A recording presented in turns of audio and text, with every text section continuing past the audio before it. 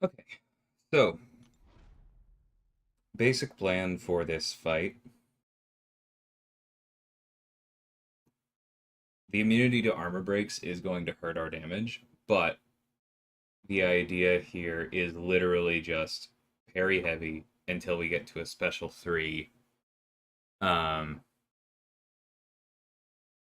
and along the way, dex a few times so that we get those indefinite prowesses and just throw a giant special 3.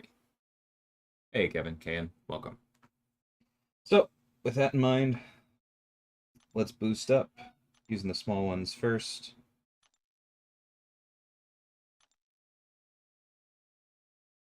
Throw on an XP boost and get rolling.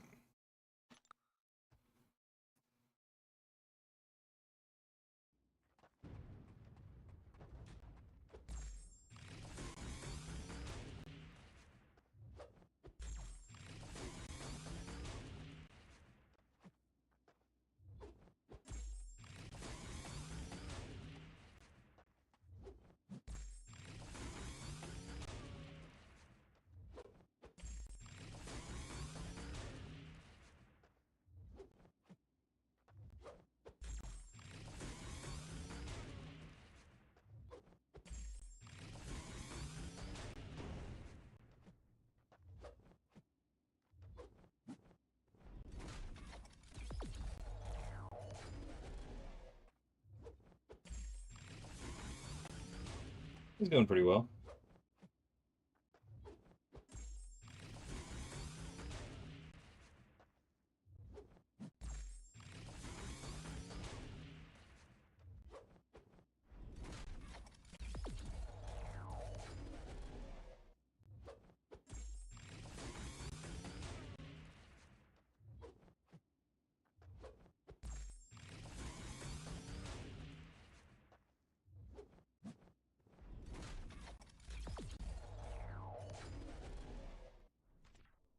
Whatever.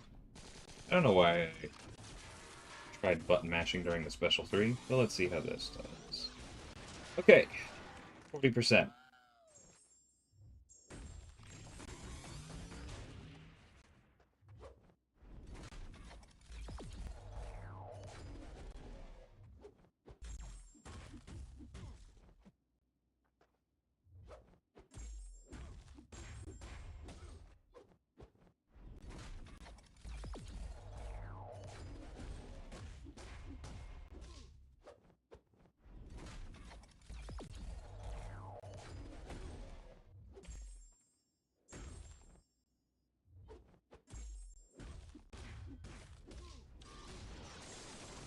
Cool, probably should have done that the first time.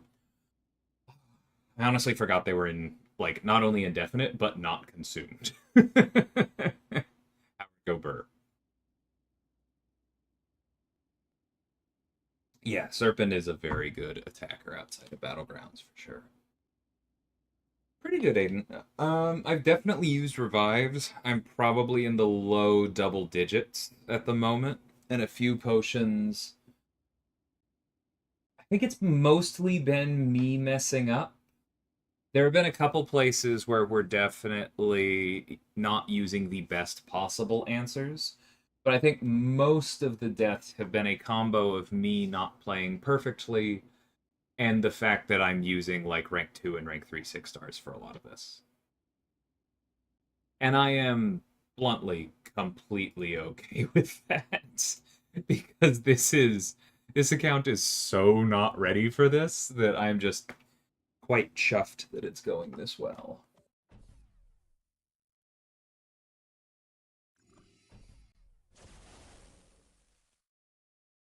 Yes, Serpent is very good for both of the Kang bosses. The older one in particular, but he can work for Superior Kang too, because he's just big. Okay, I have down Crossbones for this.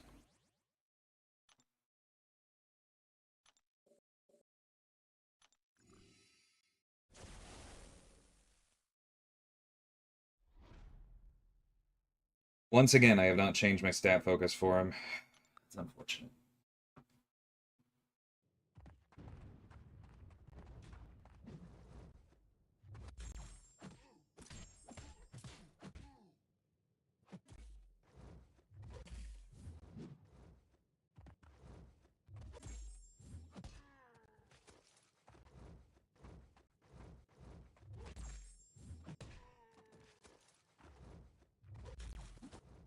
Is it 3 of the same buff, or 3 or 1 of each buff? I forget.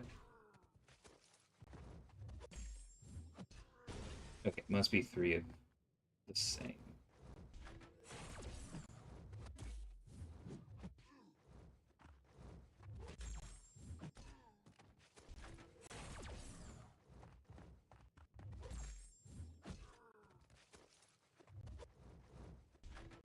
Okay, come here.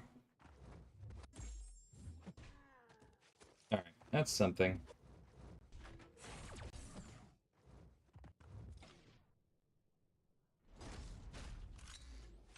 Six buffs any combo? Okay.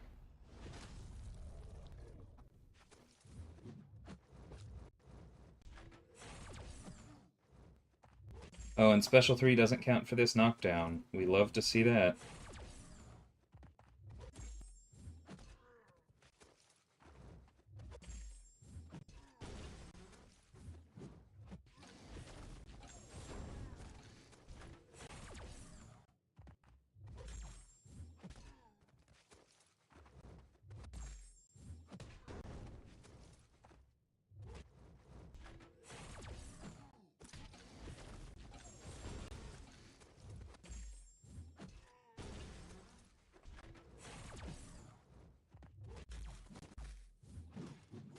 Uh...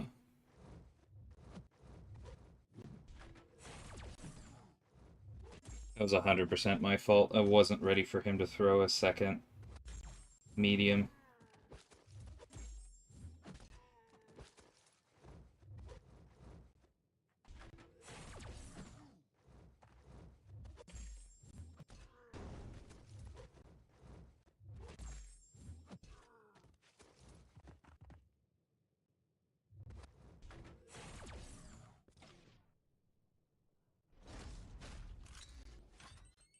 Can do either from the calendar. I think Korg is better at the moment, but that's kind of like a meta result of where the classes are. Thing can be very, very dangerous.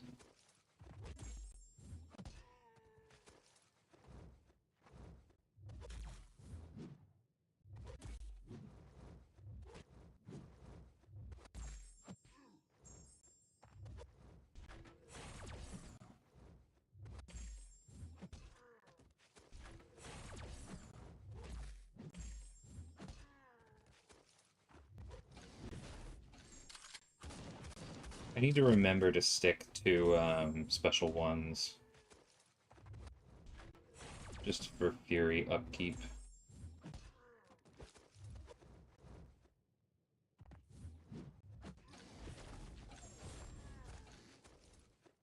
Looks like it's 5 buffs, not 6. Unless I'm counting wrong.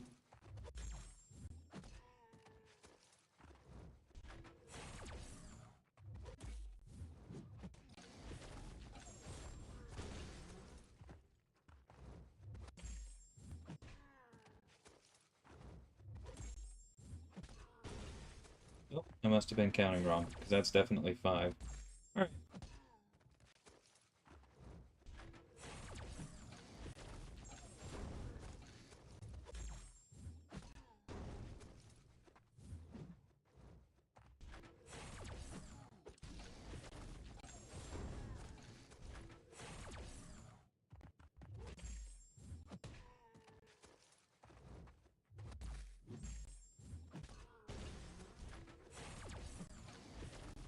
Do it.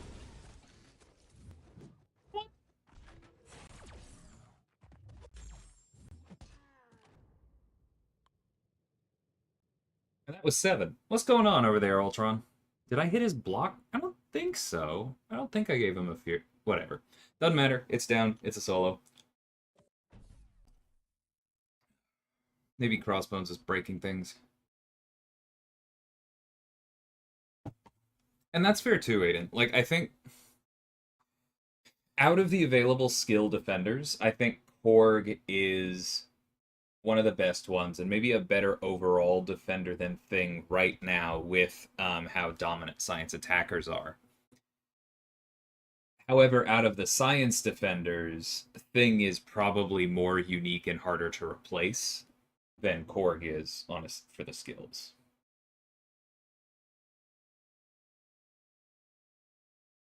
Yeah, Ninja, basically, and this, I don't know, may get controversial because some people get really bent out of shape about this.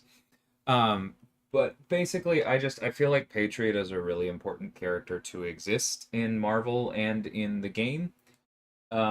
Because I think that it is very important for patriotism to be divorced from nationalism, and for patriots to be able to criticize the countries that they love, and for that criticism to be part of the love. Because, in my opinion, to love something is to want it to be the best version of itself. And I think the fact that Patriot takes the name Patriot and defends, the world in general, but specifically the United States, and wears its colors while following in the footsteps of Captain America and modeling himself on him, despite having multiple moments of criticism for the Avengers overall and having the background he does, where his grandfather was very literally abused by the government of the United States, is a very powerful thing.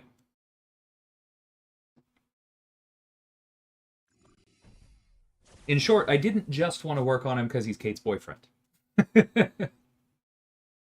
Yeah, I like Patriot a lot.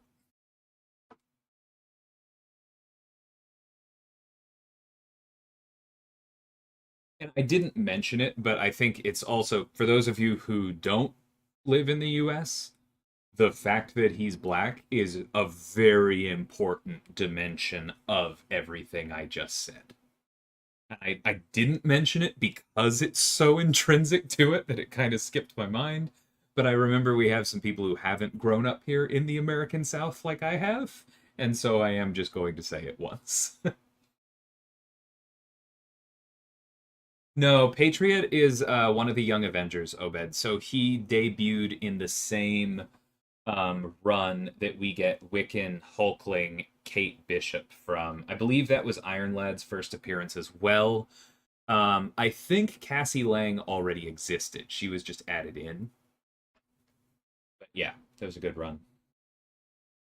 Oh, I guess that's also the first time we see Speed, because technically, like, Wanda's twins existed, but them showing up as Wiccan and Speed was for the Young Avengers.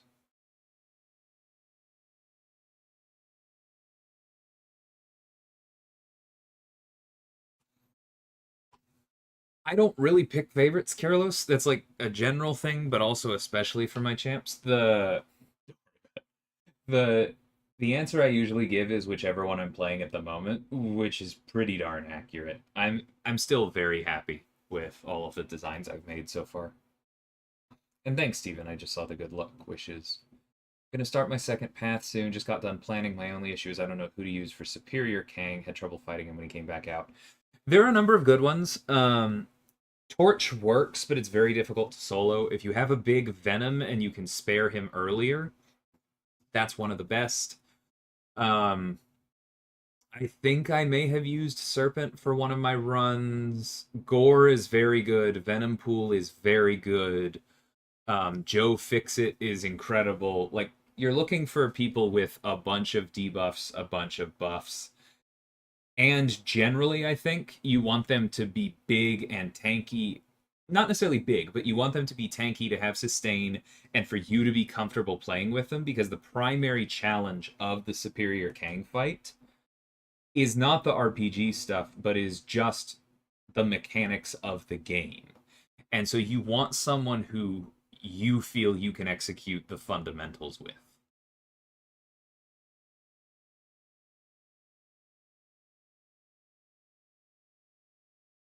No, almost nothing.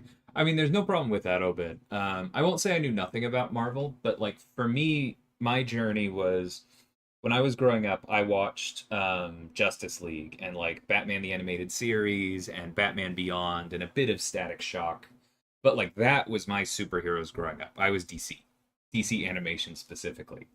Um, In high school, I got like it came with our Xbox. I got Marvel Ultimate Alliance, and my brother played a lot of that, and that was the first time I had ever really been introduced to characters like Luke Cage or Ghost Rider, right? I was like, okay, this is cool. And then the MCU started, and I started just like reading things like they were references online on Reddit or Quora or whatever. So I picked up a little bit more, and then I started playing this game. I learned more about the characters, and then fast forward to like this game's been out for 7 years. I know something about Marvel Comics. I get this job and I actually start reading comics as research. But there's no level that you need to be at. It's just does something interest you, right? Okay, crossbones for Strife. Yes, Ninja. When they talk to Isaiah's grandson, that is Eli Bradley. So he is not Patriot in that show, but that is the same person.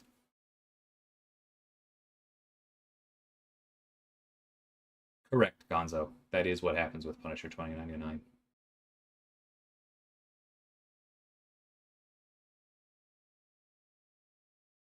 Angela for it because she's my safety net champ. Yeah, that makes a ton of sense.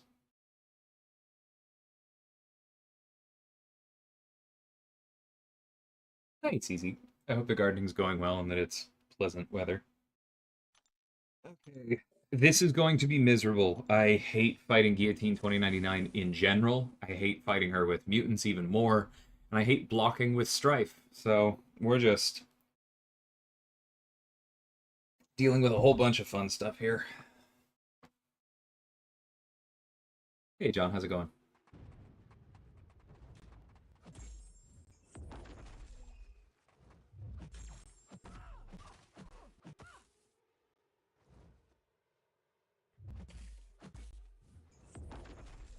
Jesus.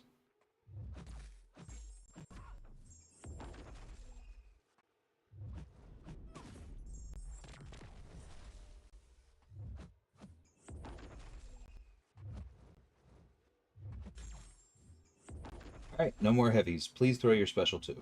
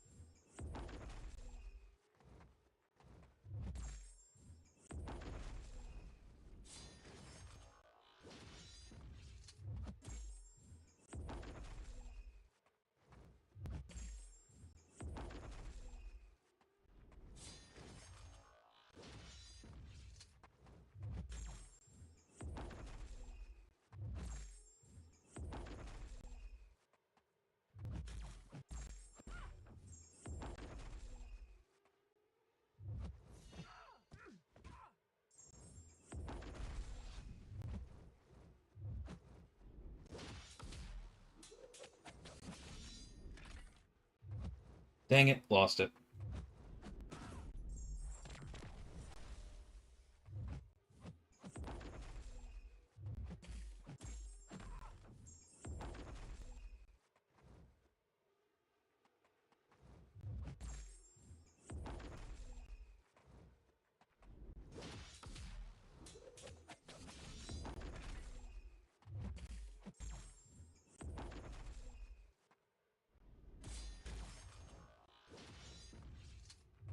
You absolute jerk. You know what?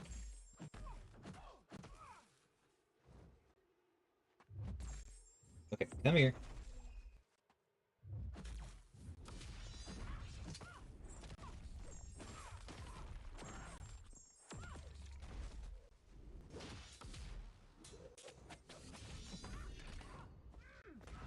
Okay, solo's a solo. Woo!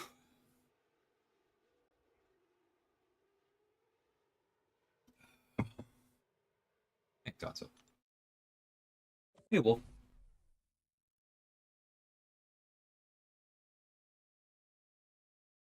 I have a mild, very mild soft spot for Strife. I think that's a good way to put it. I also have a mild soft spot for Strife. There are a lot of things cool about his design. He has very cool utility.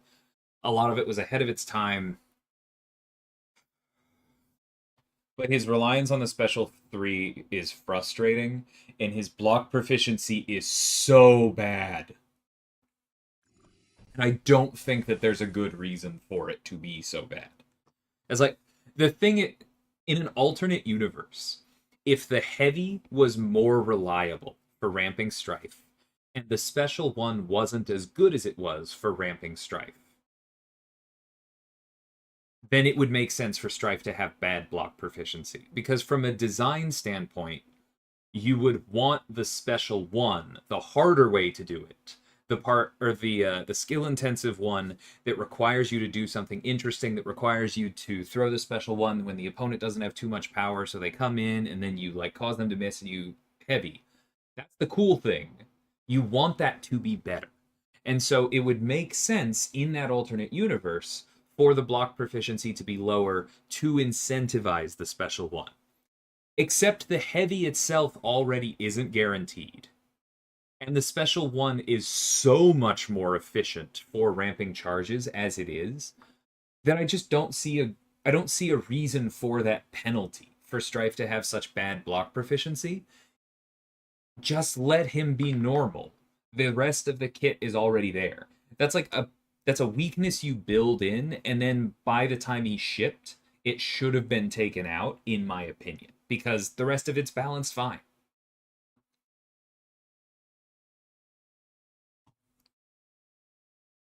Strife, now we have Storm X. This is for crossbones, so relatively simple. We do want to make sure to use our pre-fight here. I'm less interested in that right there, Obed. I don't think aesthetics are a particularly good reason for block proficiency one way or another. And if you arrive at an interesting play style for a character that does require block proficiency, why shouldn't they have it? Because they don't look like they should, right? Like that. I think that's a terrible reason to not go a design direction or to intentionally hurt your character. I've heard that a lot about Kate Bishop. Why does a tiny teenage girl block so well? Because her play style asks you to bait heavies, and that would be incredibly painful if she didn't. Like it, yeah. But the point is that if I make that argument, I also think it goes the other way. If you have somebody large and imposing physically, whose playstyle doesn't require them to block, you can probably put those stats elsewhere.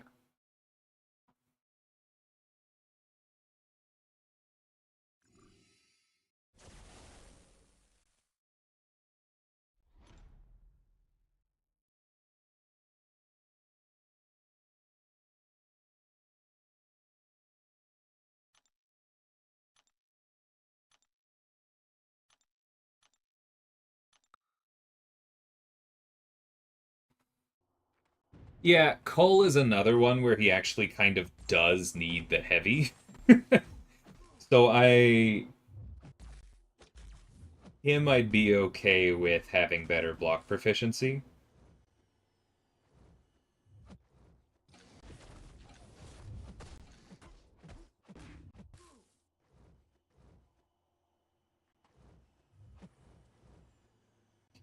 I don't have a good example right now of someone who I mean, but like they do exist.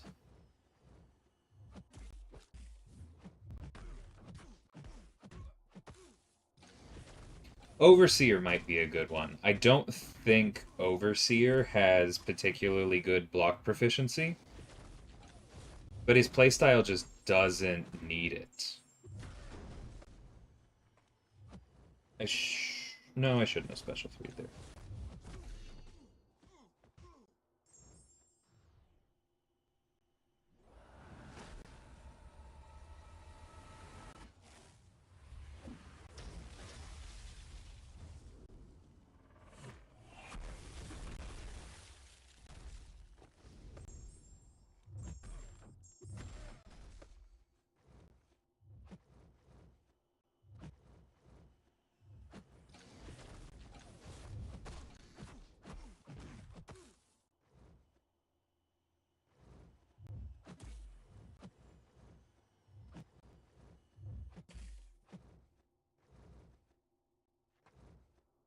Throw the special 3 so that you can build up to a bigger special 2.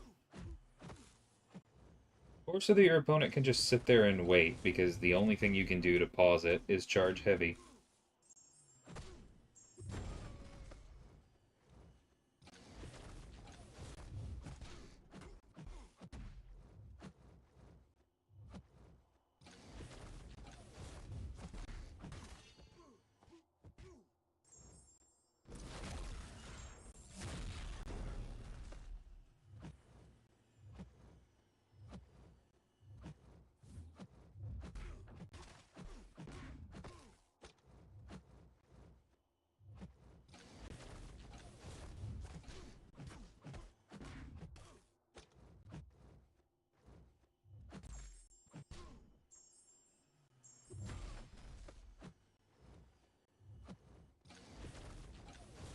Am I correct in remembering that Stormex only punishes the Purify of her shocks on the special 2 and not the ones from her combo?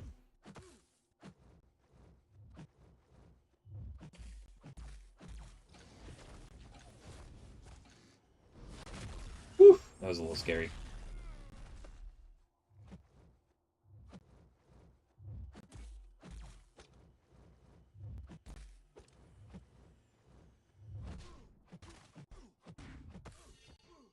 I don't think I should have used the Striker there. It wasn't really beneficial. Yes, we did get the Foresight on the special too. That was very nice.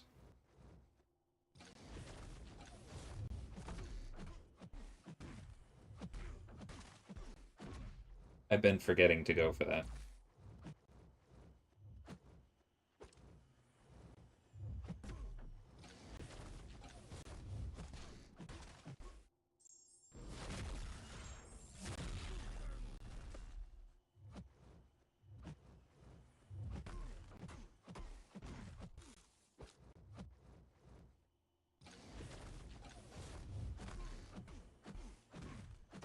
Yeah, Foresight's great. We just need to build a version that isn't as strong.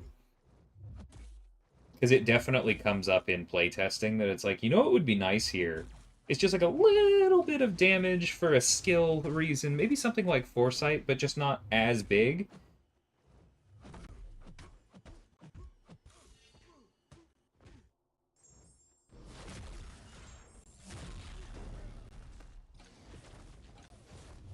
But we haven't gotten around to building that yet. Someday. I do not miss Flare. You do you.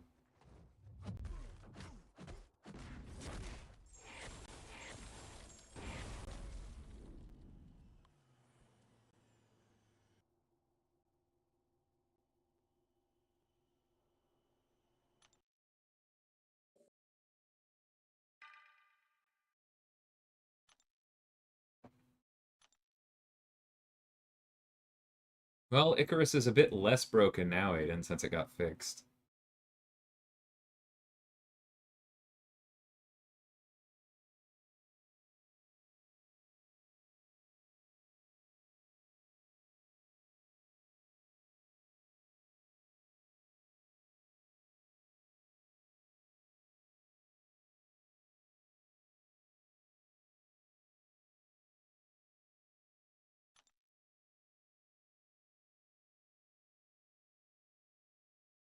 Oh, that node was placing the shocks. That's why. Never mind. Save that thought for later. Okay, Warlock time.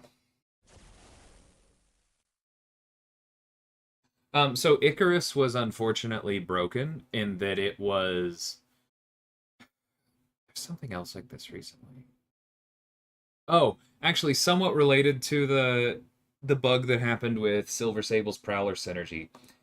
Icarus was using modified attack to determine the strength of its furies, which means that each fury was a percentage of where attack was at that moment, and therefore was counting previous furies.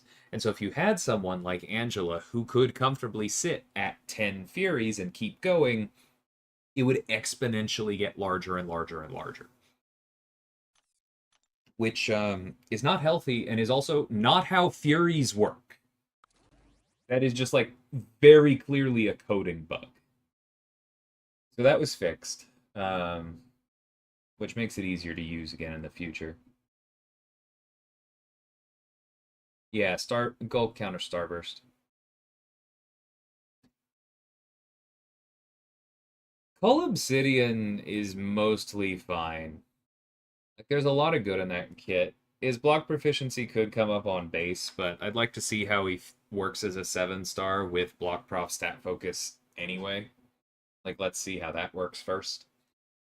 Namor, I do not think really needs a tune-up. Namor's very, very strong. Namor's just slow for battlegrounds, right? And so people prefer not to use him. But when Namor gets going, especially if you play him properly and get the double Fury off of the 2 special 3s and then throw a special 2, he's just woof.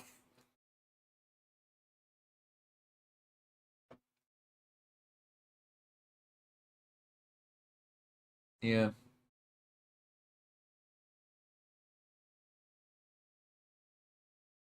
Like, there are some alternate design decisions that could have been made with Namor, but that's not the same thing.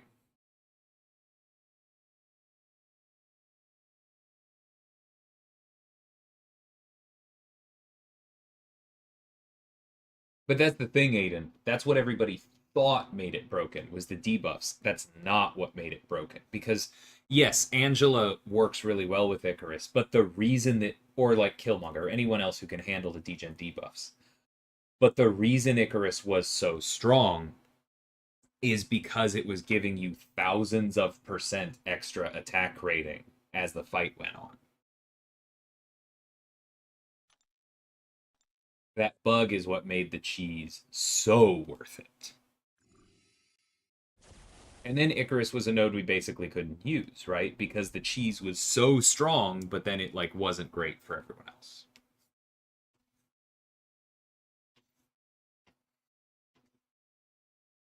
I don't know how I feel about the special 3 skip specifically, but I would be fine with special 3s not counting for score in battlegrounds.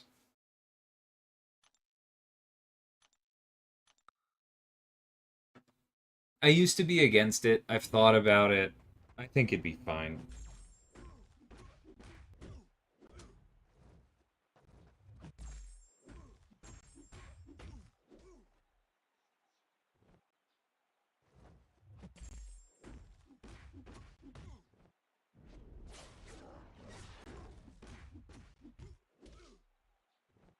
Is he immune to power drain or something? Yes. Okay, well, that's fine.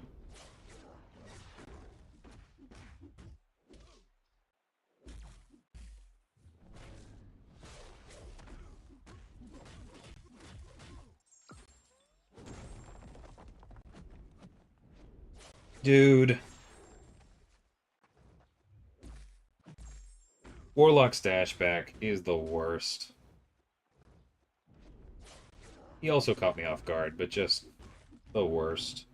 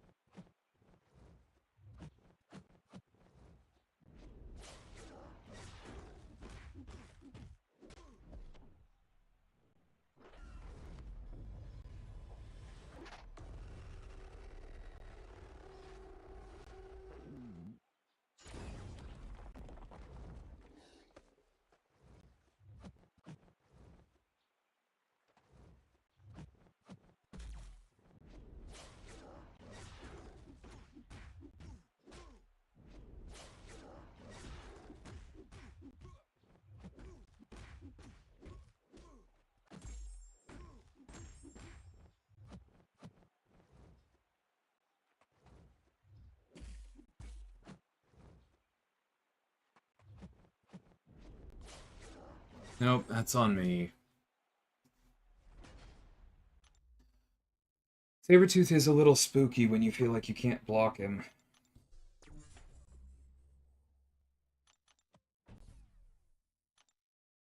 He just loves that quick special one wind up. I would strongly prefer that the Kamala Khan we have in our game stay the Inhuman from her original release in the comics, right? If you want to add another Kamala Khan who's a mutant or who has the MCU powers, fine. But I would very strongly oppose changing the basis of the one we have.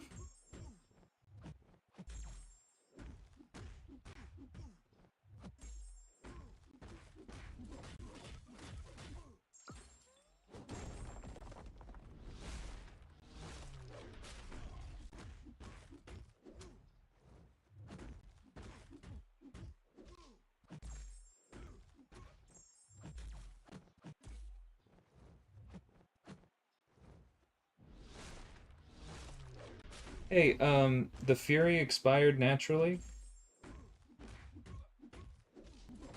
Why didn't he degen?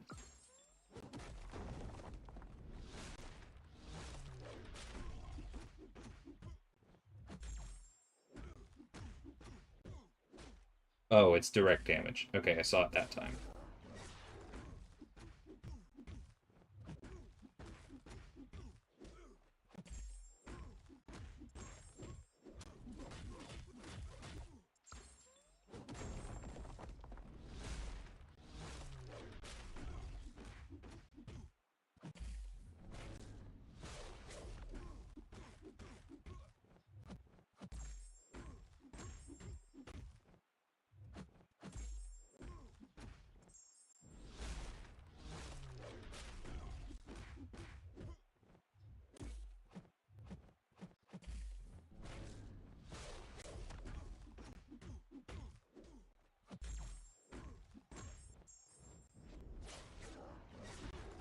This node is honestly so dumb.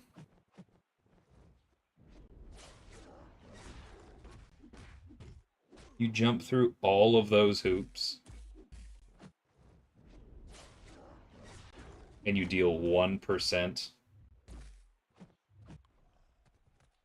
I parried.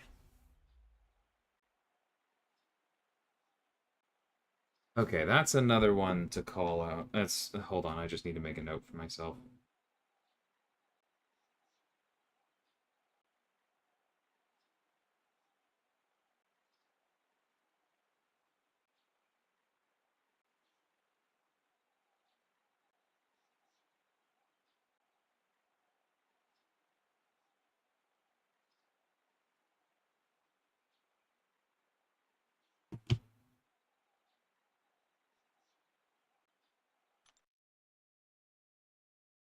I think it's 5 to look good in live action. I do suspect that it was exactly what a lot of people thought, which is that it brings her too close to Mr. Fantastic, and they were trying to set that up.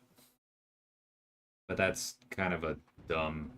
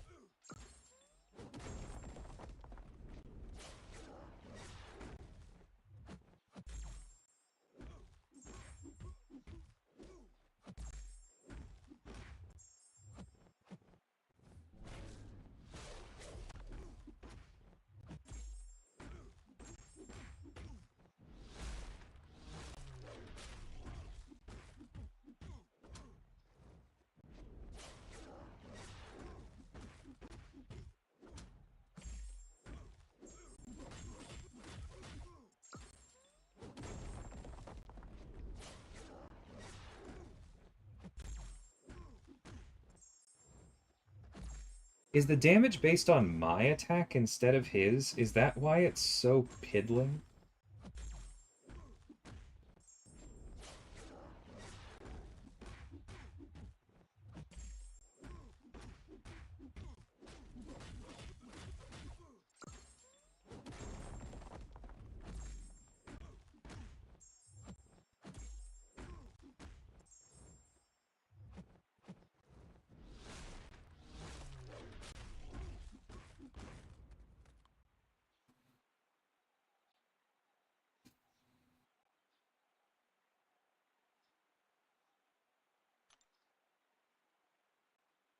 Yep, attackers attack. Okay, well that's stupid. It's fine. I don't think it's particularly worth jumping through the hoops even when you have somebody who can do it more easily, but woof. Alright, Shang-Chi for Yellow Jacket. Do not go unstoppable for specials.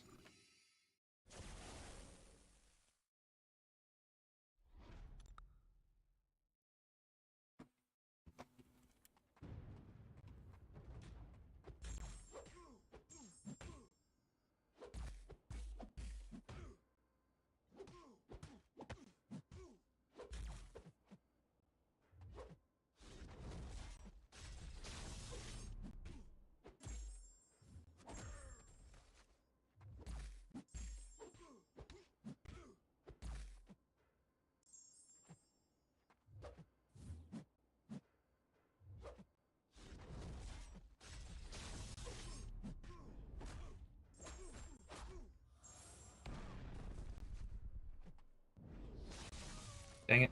Ouch.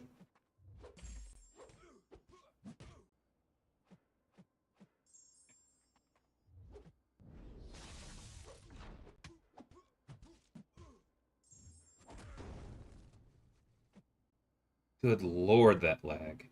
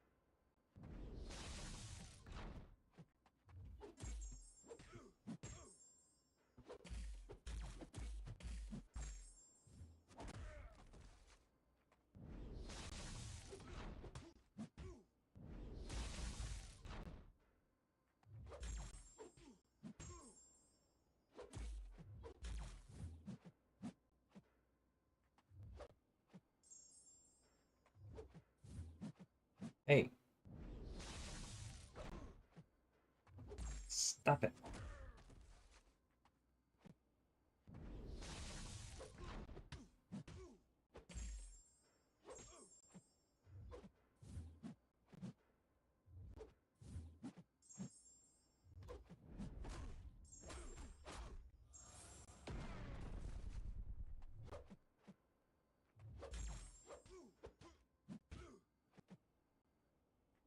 I didn't want to take that meltdown damage.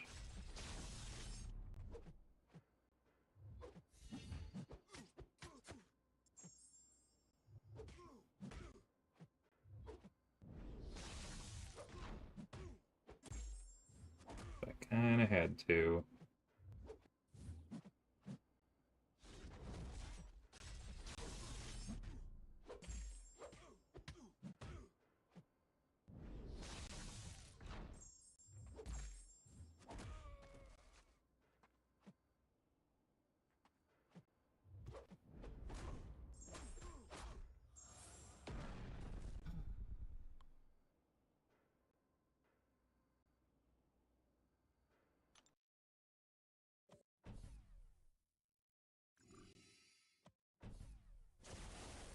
No, that was not your internet.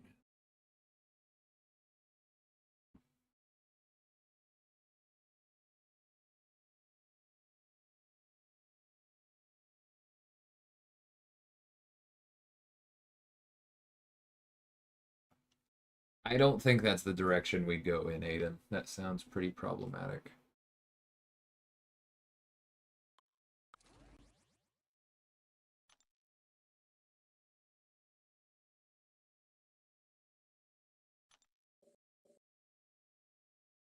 Hey, Bill.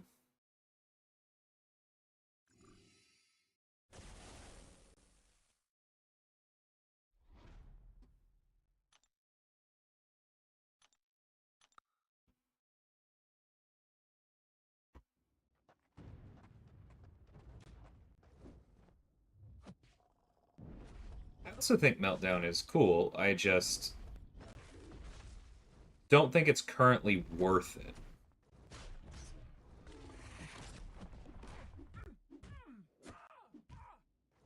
Stagger delay strikes again. I don't think it's currently worth it for the attacker, right? Like, it's dangerous for the defender.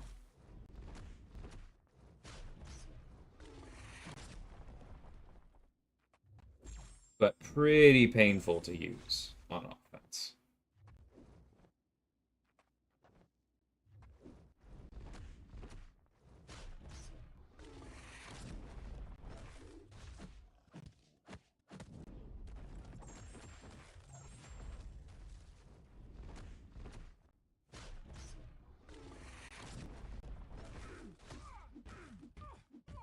Yep, that stings. My fault. Shouldn't have used the special 2 there.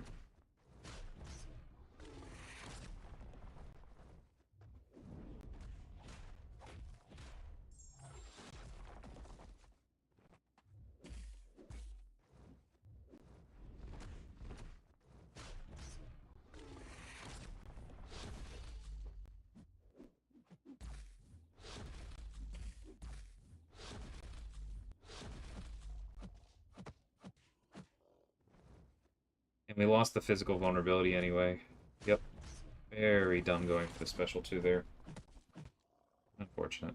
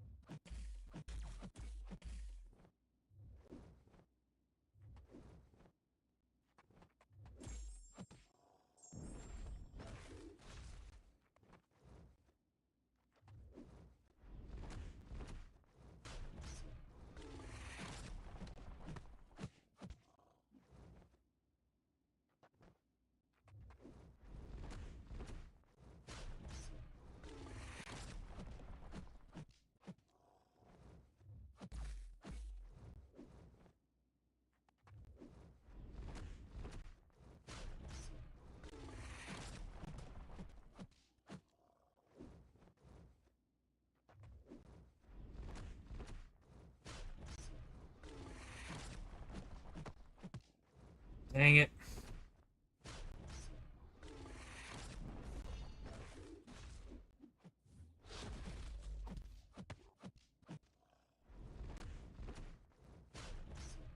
Okay, still worth going for.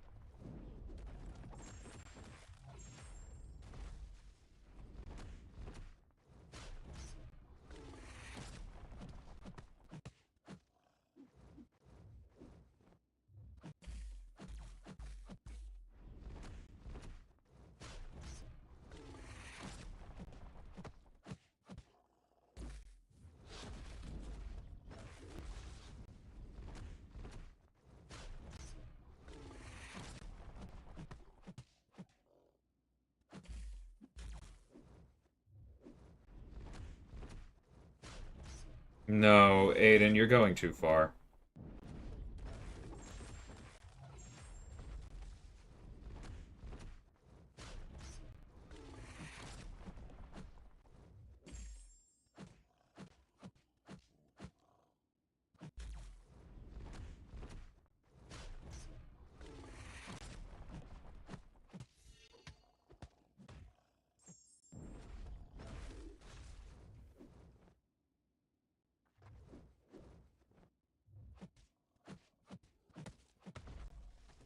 Hey, Zephyr. That's not playing into the class wheel. If his SIG ability didn't exist, sure, that'd be playing into the class wheel. But the fact that your choice when fighting Yellow Jacket, if they auto apply, is to throw a special and die or get stunned and die, makes that way too oppressive.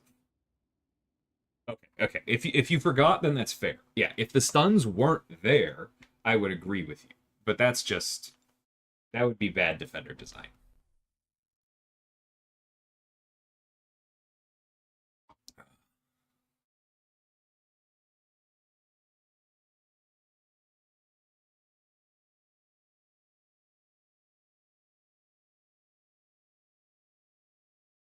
Yeah, I definitely could have managed the staggers better in that fight I'm on. Yeah, Yellow Jacket slow should absolutely be a base kit.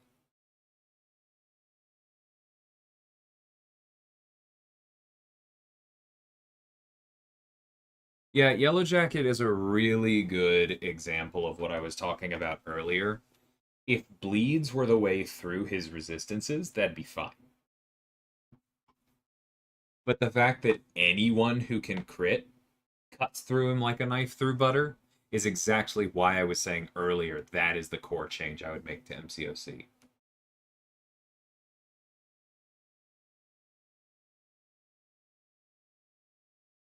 Yeah. Jinx, Aiden. Sorry, we have two Aidens here. I'll be right back.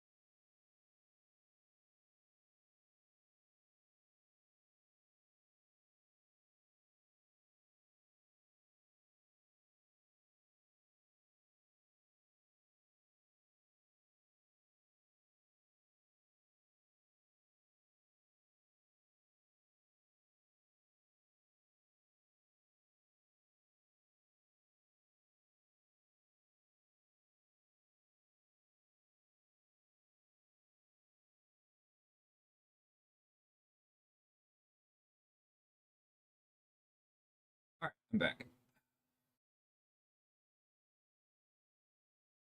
Yeah, 80%. Welcome back, Walrus.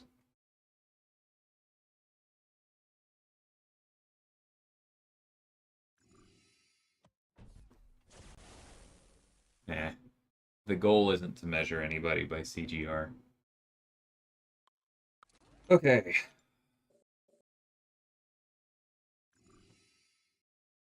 Take our time, avoid special 2. We can go to special 3 if we need to.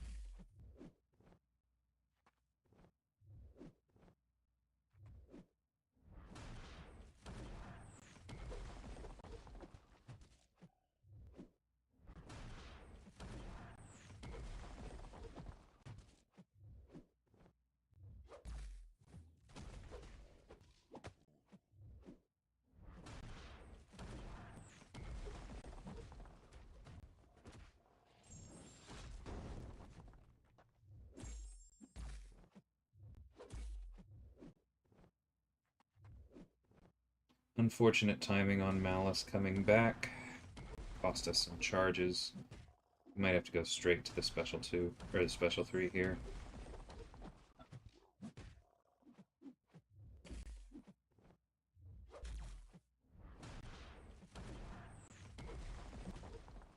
Let's get this one in.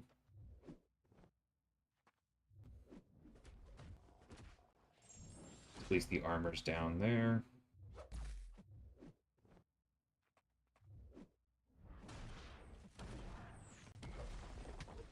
Alright, time to slowly build the special 3. Sorry, y'all, this is gonna last a while.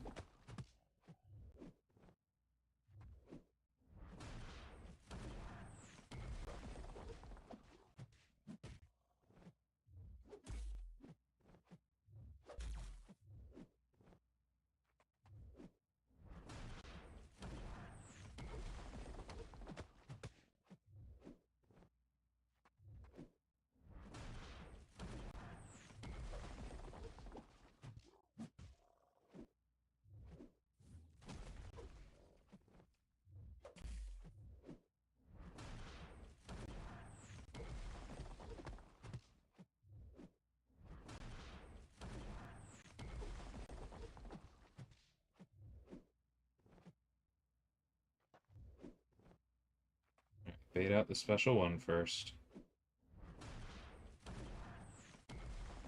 Take no chances.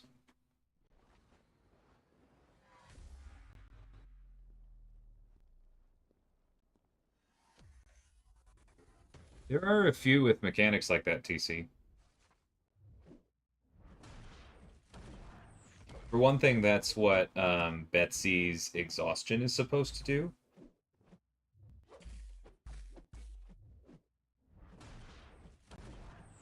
Invisible Woman is another. Guardian also has some anti-crit damage tech. Dang it. I forgot that that worked on existing debuffs.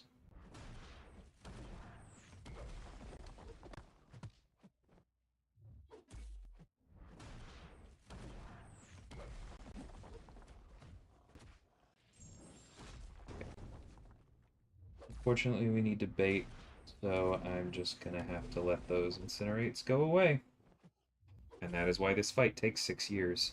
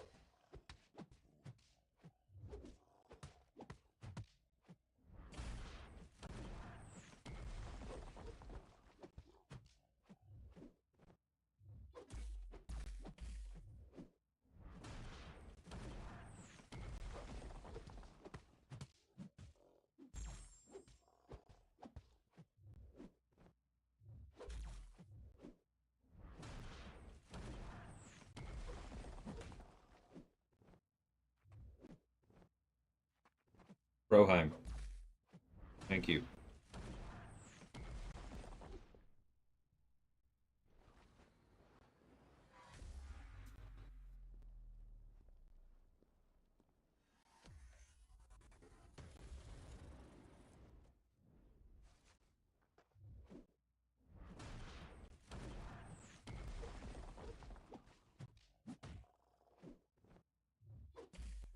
Yeah, Alan, but bluntly, it's too early.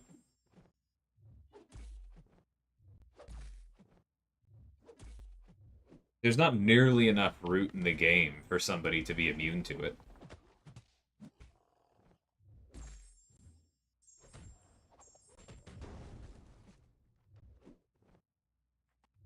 Bro. Thank you.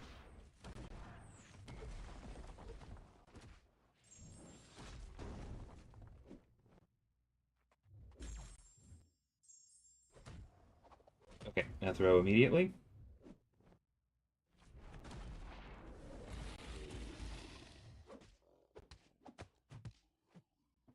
Ouch.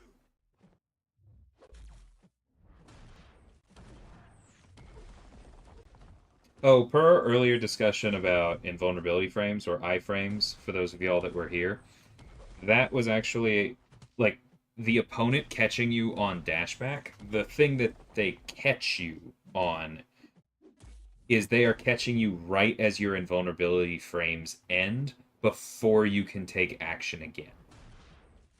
That's why it's so frustrating.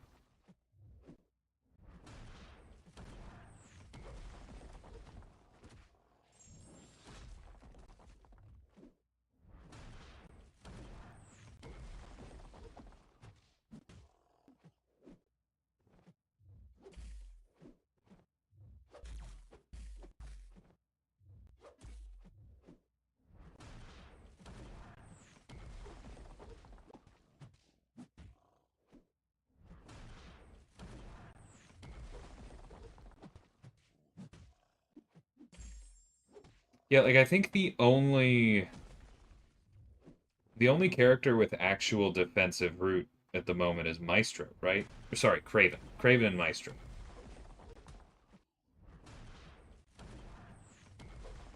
And Craven's is pretty avoidable, and Maestro's just isn't that much of a threat, in my opinion.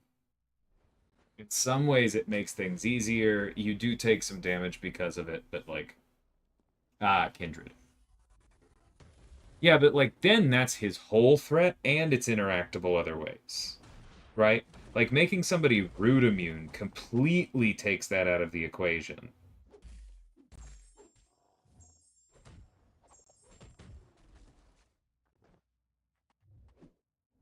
And isn't really answering larger questions. Like that's not when we want to put an ability like that on a character.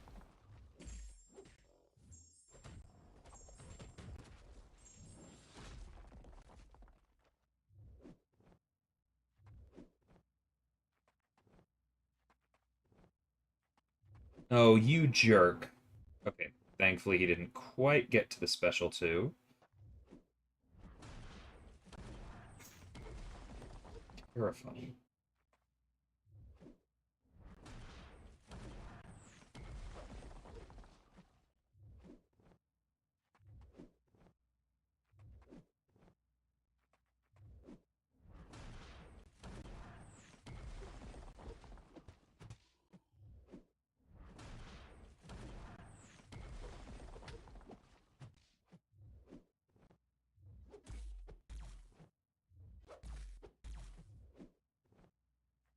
Throw. Throw.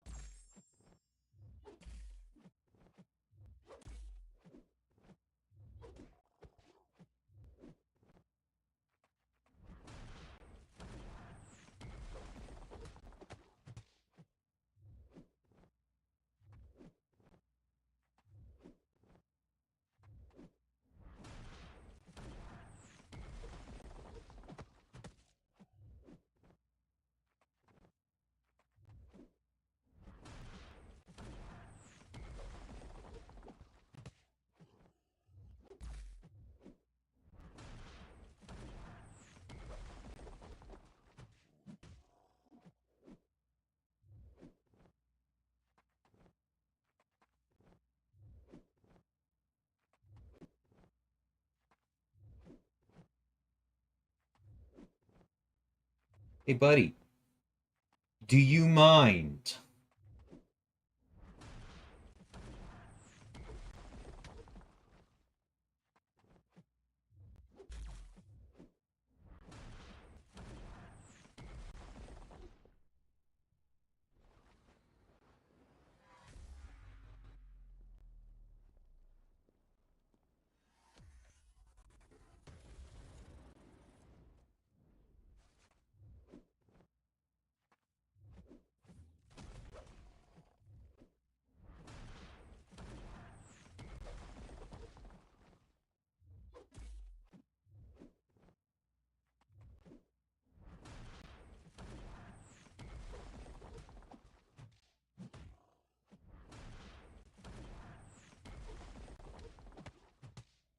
In the short term, Mad Dog, no, is the blunt version.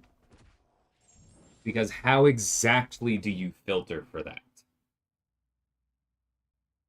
Do you count Emma Frost as bleed immune? Do you count Absorbing Man as bleed immune? Do you count Apocalypse as bleed immune? Do you count Omega Red as bleed immune? If there's a separate filter for bleed resistant, how do you then subdivide that? How do you indicate the difference between Onslaught and Omega Red and Gambit?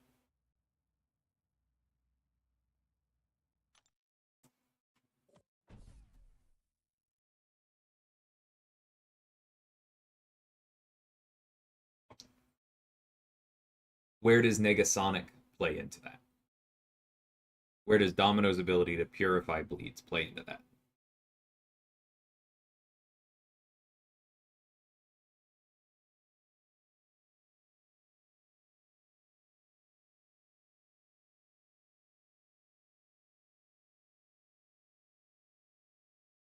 When MCOC was initially being developed, was it envisioned as a proper fighting game, or was the more RPG focus of it known from the start?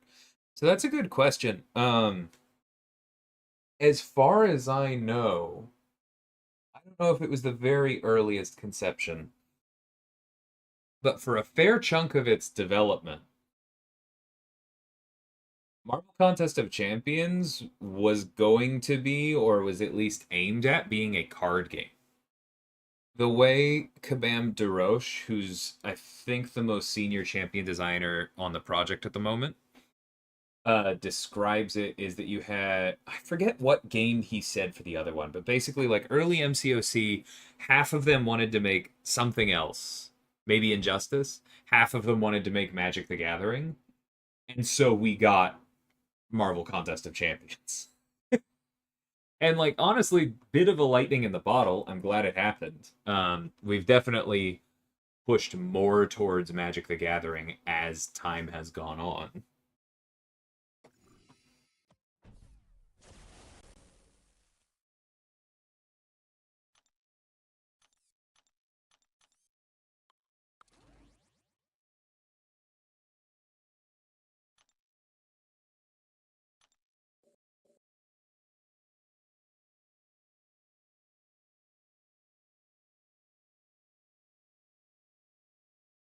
Yeah, Easy's comment about a way to break root is also interesting. I just think that like yeah, it's the ecosystem isn't developed enough for immunity.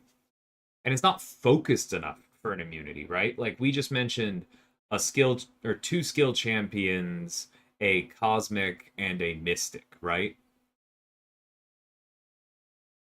So who gets root immunity? Mutant to counter the two skills? I don't know that we have enough of an identity there yet.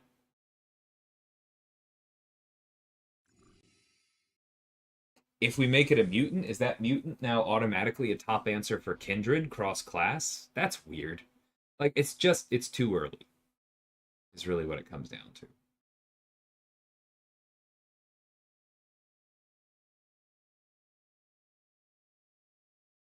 Thanks, William. Glad they're sounding good to you.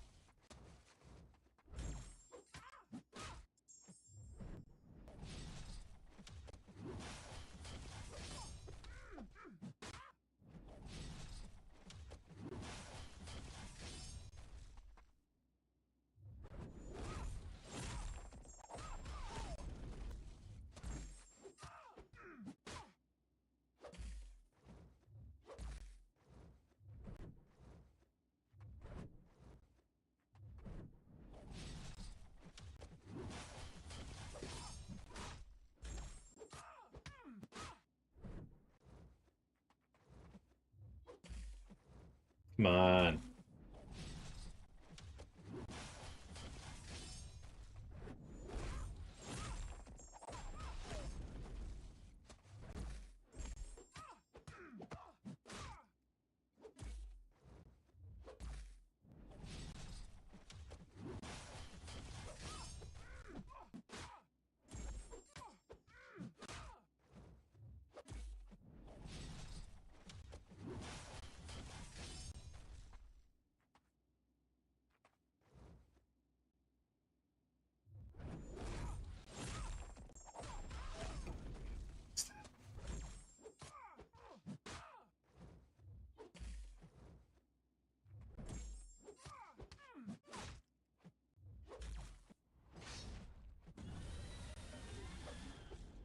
What the?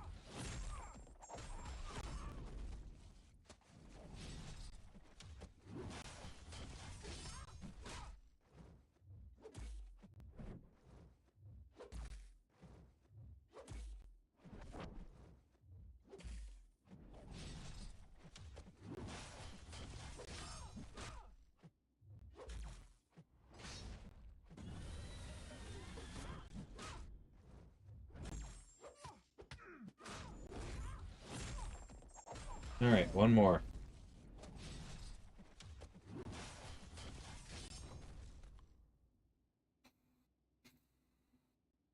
Champion reduce root duration. Yeah, no, that's interesting as well, because then that doesn't hit Maestro, right? But it would hit the other three, and so then that's still something.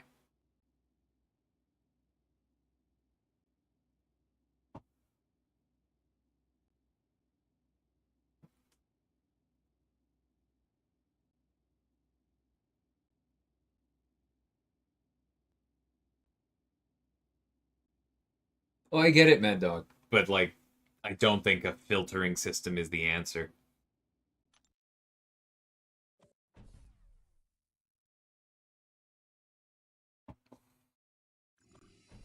At least not short term. Like, we'd love to do that, but it would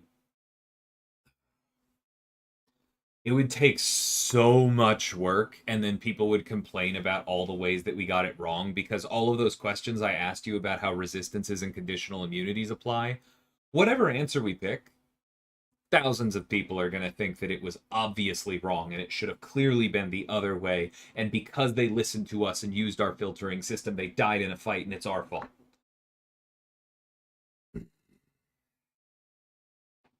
It's fun to design stuff around that. So much fun.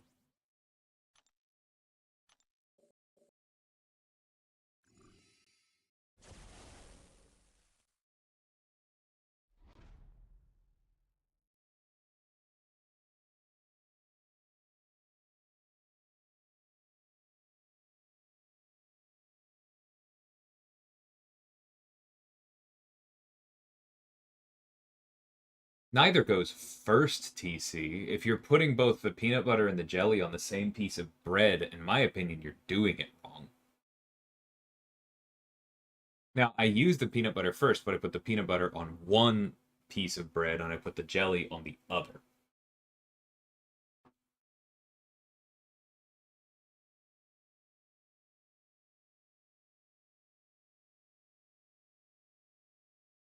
Um, that might have been a rank 1 Scorpion. I think so, yeah, because I don't think I ranked him up further. That's why that took forever.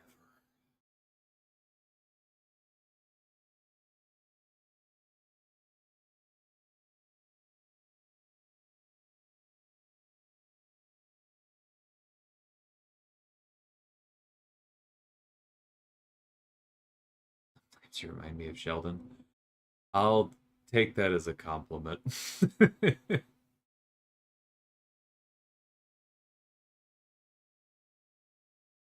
Which is the part on the bottom slice? Probably the peanut butter just because it's heavier. But, like, there's not really a right answer there. Because if your jelly's the wrong consistency, then you might want to leave it down so that the peanut butter keeps it in place.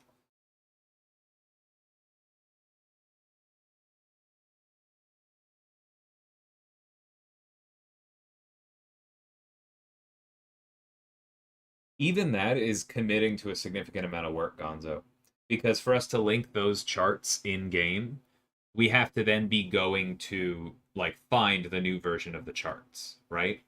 And then do we pay the people who create the charts in the first place? If not, are we creating our own versions of the chart? If we're paying them, okay, well then now we have to approve payment for that, and we have to put the links in game, and now we have to worry about how often they get updated. Do we have a contract with this person? Do we have, if we don't have a contract, do we have to hunt them down and bug them because people are yelling at us to update these charts that they don't realize we don't make? They come from a third party.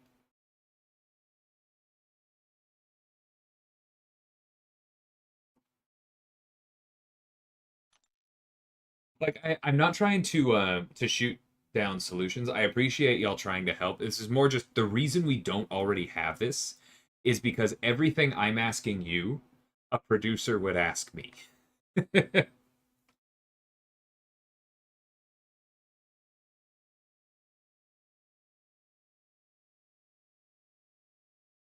Cyber. Well, noob, that question would be a lot easier to answer if you remembered that there are currently no rank 6 champions. Because Ascension isn't another rank.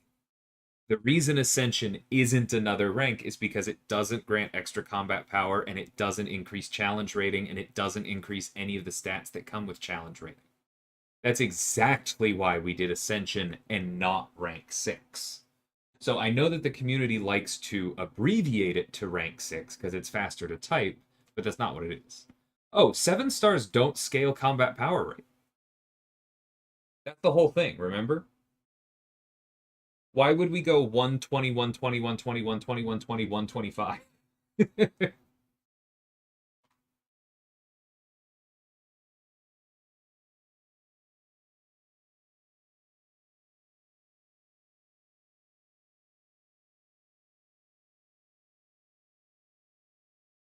um, Kabam has contracted with Kat a few times for her to do our art. Yeah.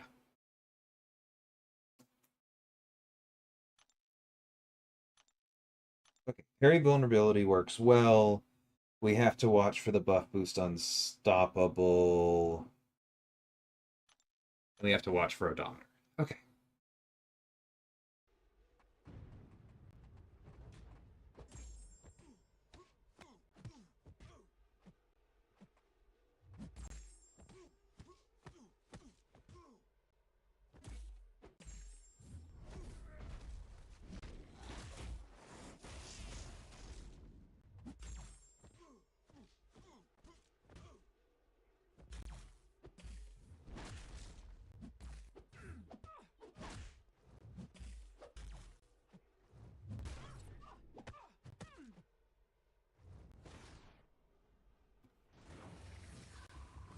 Who told me to use Storm here again?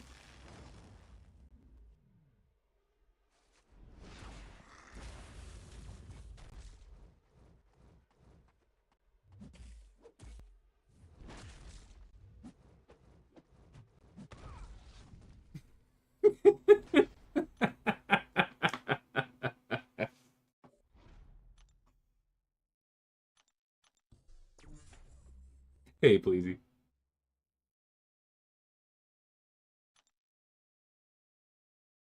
Mad Dog, I know you just got here, and so I'm doing my best not to be triggered by that. This is my alt account. I don't even think I have a 4-star Absorbing Man.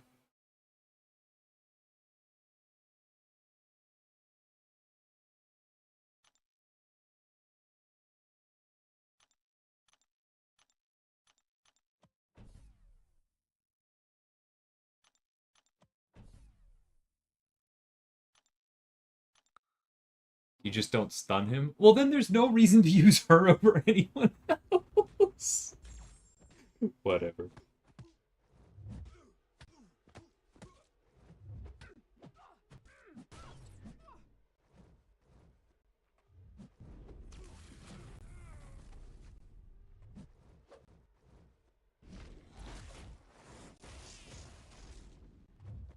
Dude!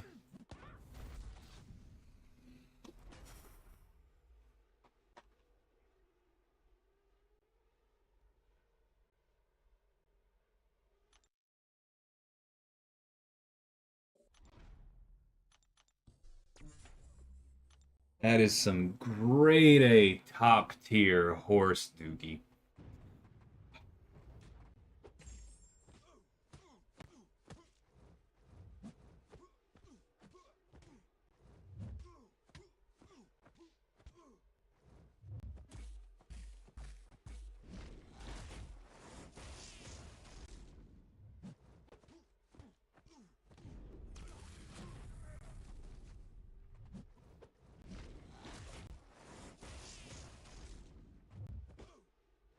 Oh no, you don't.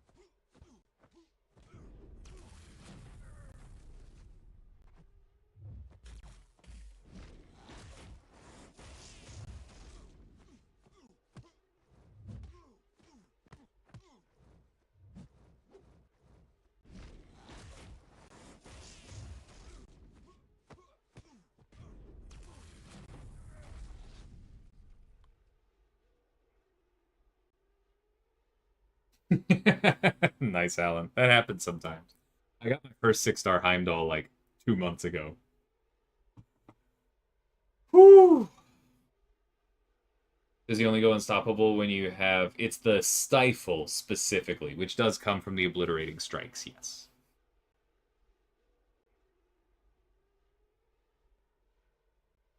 No, I only ever use 1 point in Willpower, Gonzo. I don't recommend 3.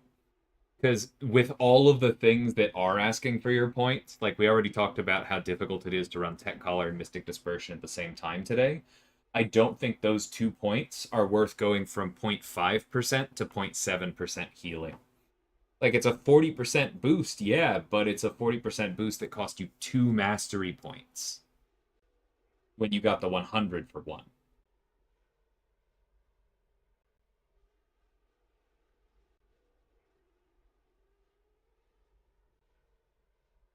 Yeah, so the first one was 100% my fault. Didn't play her properly at all. Second one was annoying as heck. But I'll take 2 revives.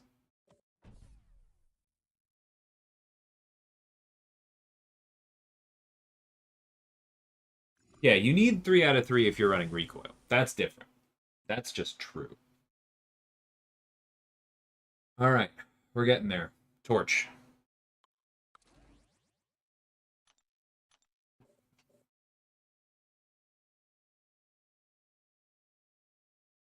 You didn't check the math, TC?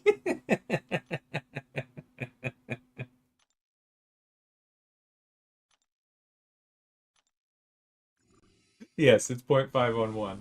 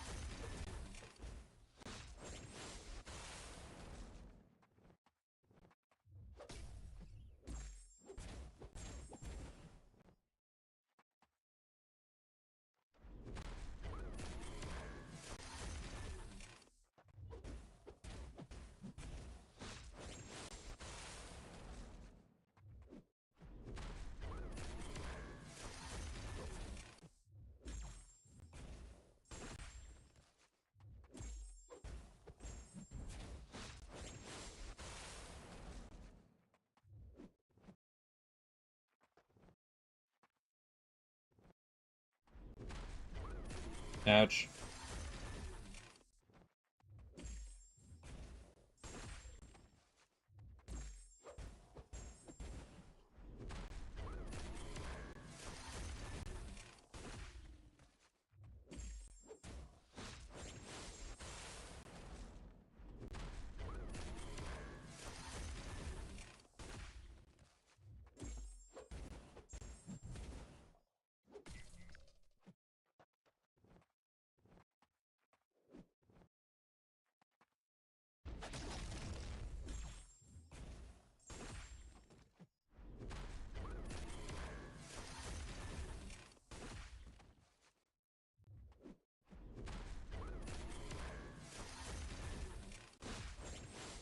Whew, I should have let that heavy finish. Those stung.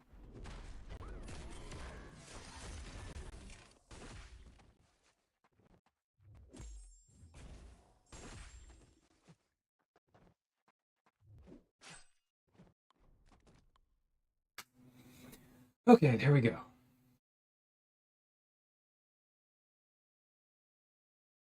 Now I need to redo my masterpiece. I do have a video on this. It's a bit old, but I think in some ways it holds up. All right, we're gonna do Sasquatch here.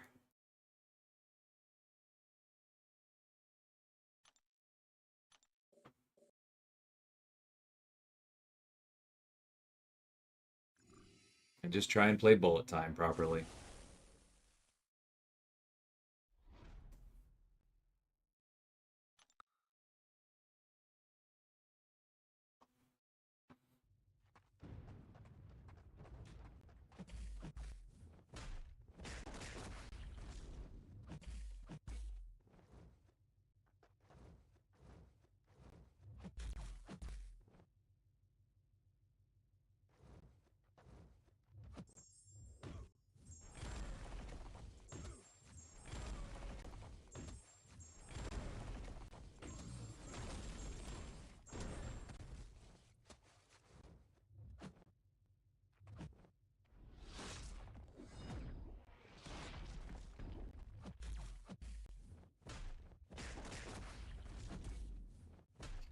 That's right. I remember why I hated this fight. Because it says it's a bullet time fight, but it's really just a stun immune scroll fight after the first 6 seconds. Stupid.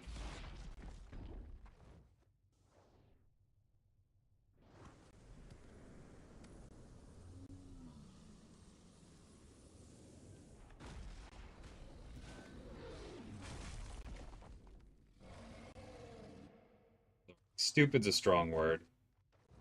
But I think that really gets in the way of what it was trying to show off, and it just ends up being a big scroll.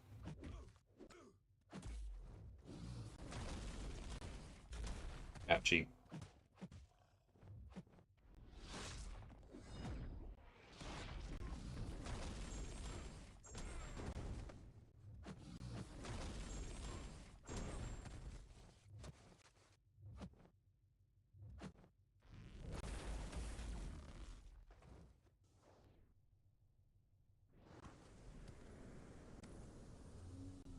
How annoying is Scroll? I'd give him like a 4 or a 5. There's some things in his kits, or in his kit that hook into nodes really well and make him annoying, but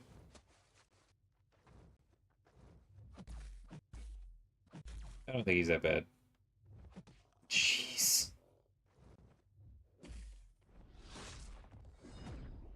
Like, that wasn't Scroll. That's just my least favorite thing about the AI showing up.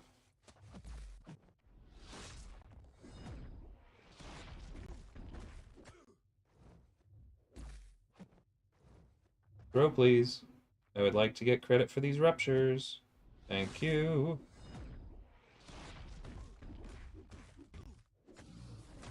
Alright, we got 2 of them.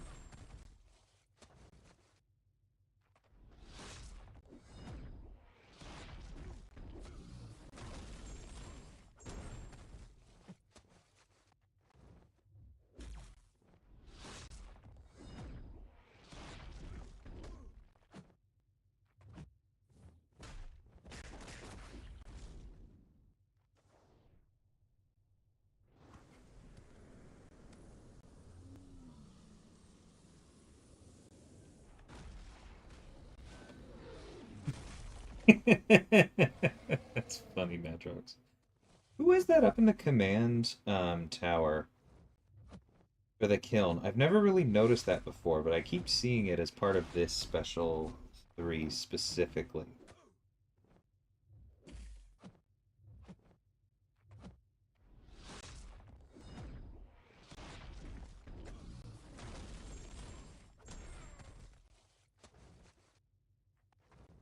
Alright, bro.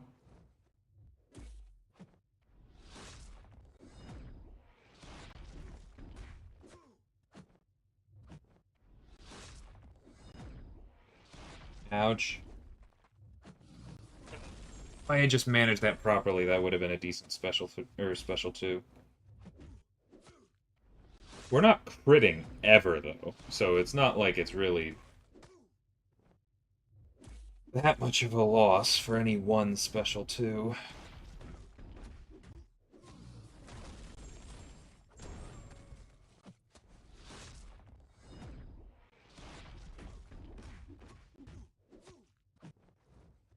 That's the other reason that I would love. That was a nice crit. That's the other reason that I'd love to change the base crit interaction. Is because it would shrink the distance between people who have very reliable crits and those that don't. Which I don't think is like a good, healthy relationship in the game at the moment.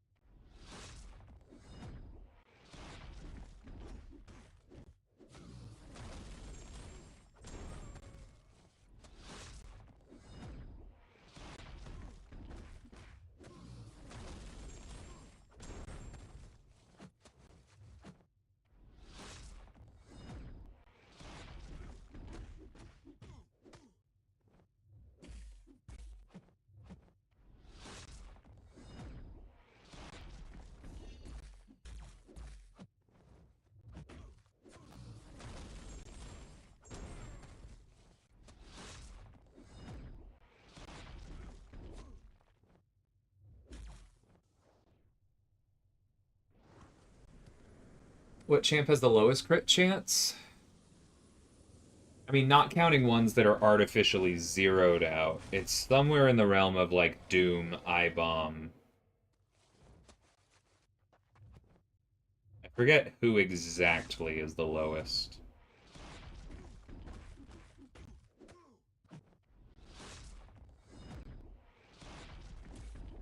Whoa! He done parried me.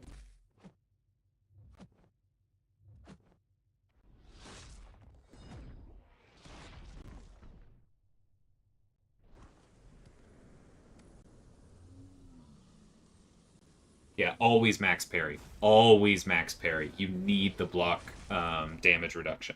Not block proficiency, block damage reduction. Different thing. Very, very strong.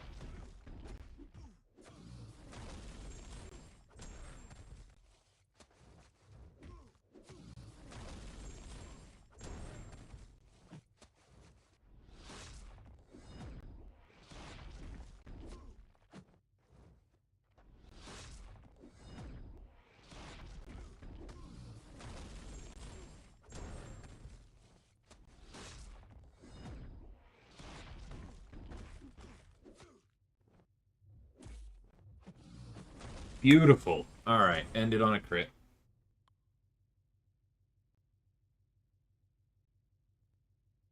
Viv, Mangog, and Nighthulk. That makes sense.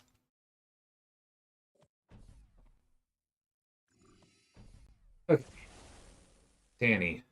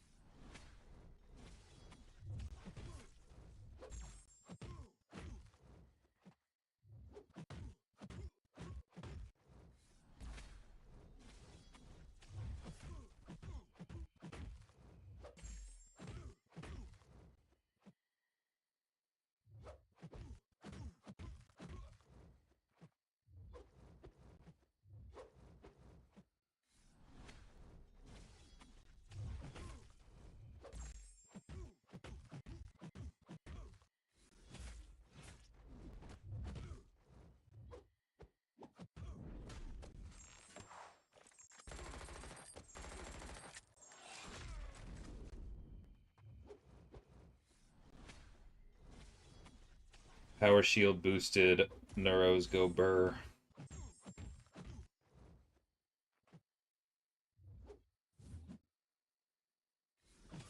Oh, that's my fault.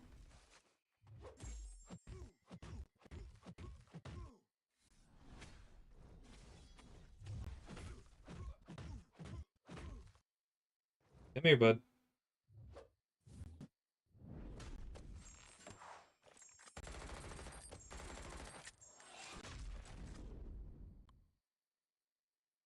I think on this one, actually, if anyone else is trying that exact counter, just special one. Just rely on the Neuros being boosted by the power shield. You don't need to bother with the special 2 damage. It'd be faster. No regrets in hindsight, but yeah.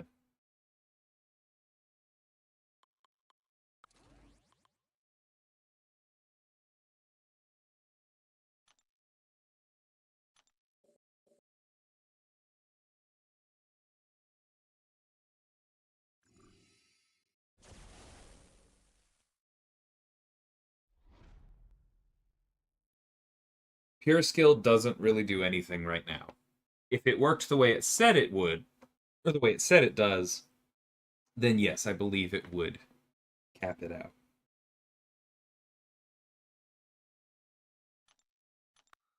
Hey, Zephyr. I said hi to you earlier. You must have come in and gone somewhere.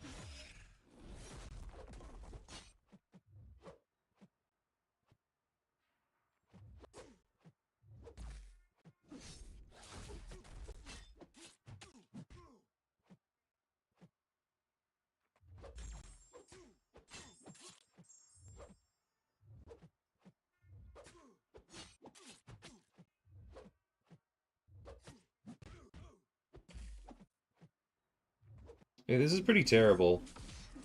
I think once again...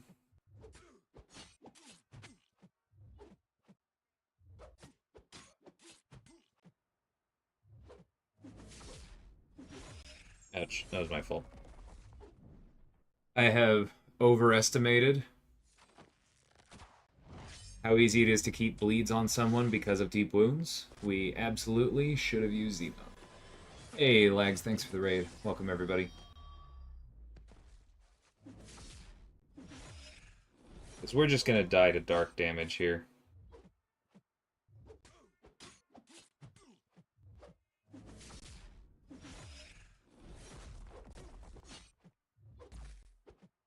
Yep, that's fine, too. I think these fights are designed for rank 2 6 stars. You don't say! Hey, Edison, how's it going? Don't let Allison hear you say that.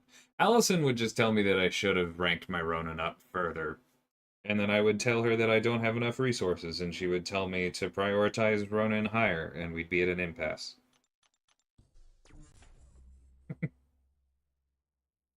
How do I like Ronin's playstyle? Normally it's fine. Pretty unforgiving for this particular node.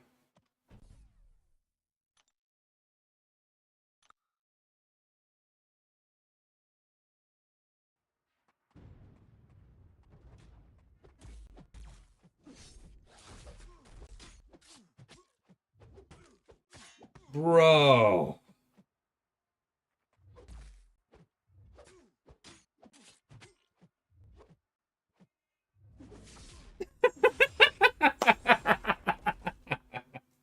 Okay.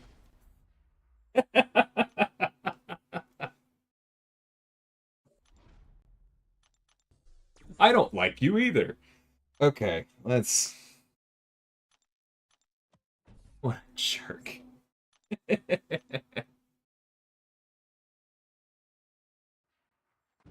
So, Edison, to get on a little bit of a soapbox here for a minute, like, I know it's super tempting and it makes you feel better to just lump everything into AI being bad. The reason I got hit on that first one is the difference between hitboxes in Negative's medium and Ronin's light. That's not AI. That's me finding out something doesn't work. Him throwing that special was definitely a surprise, but like that's just one thing. It's don't blame the AI when it is your fault. And one of those was.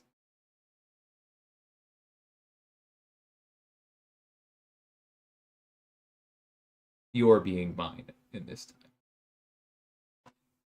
Shathra is definitely not a hard serpent counter. That is not what hard counter means.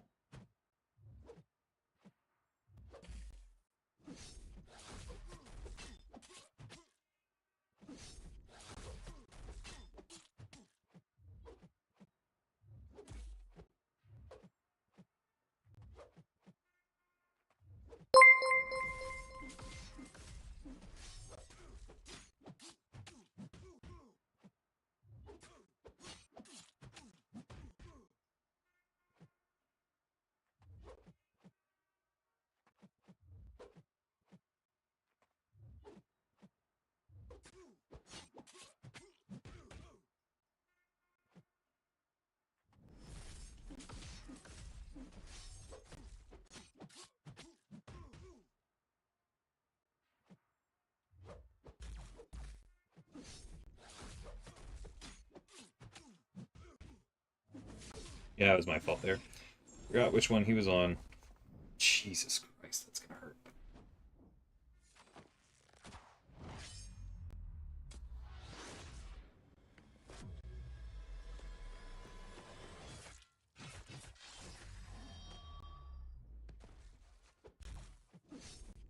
Eh, I know you said that you don't want to say anything negative, so let's not call anyone says cringy, especially while they're not here. I think that word hits pretty hard.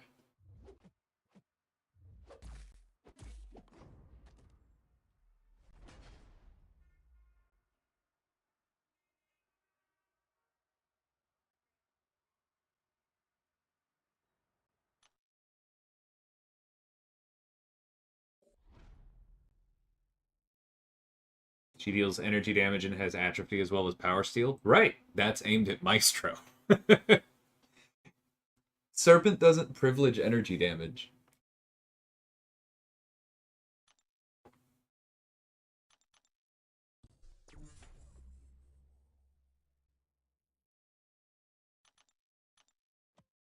Alright. Hopefully we get the light attack prompt a few times and we close this out.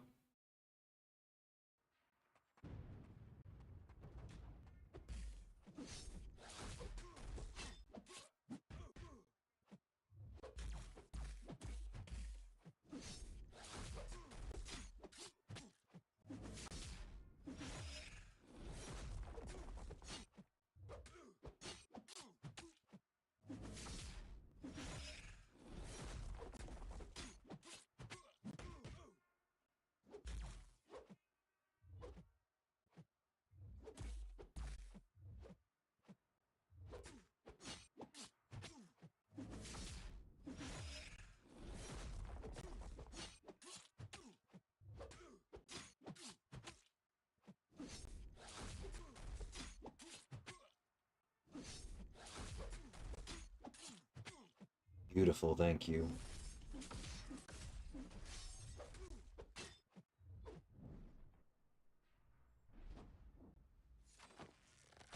Getting some lag? I'm not seeing anything at the... Oh, OBS is bad. Okay, yep, you're probably getting some drop frames. Yep, that's very red.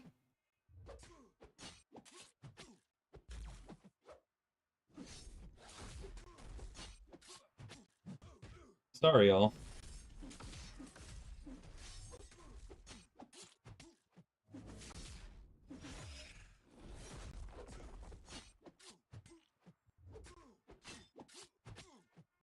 Light, please.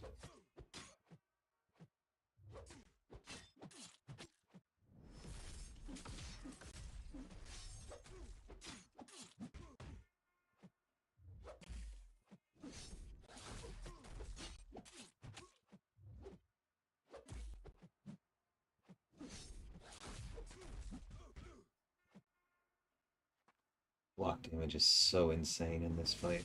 I know it's the incinerates.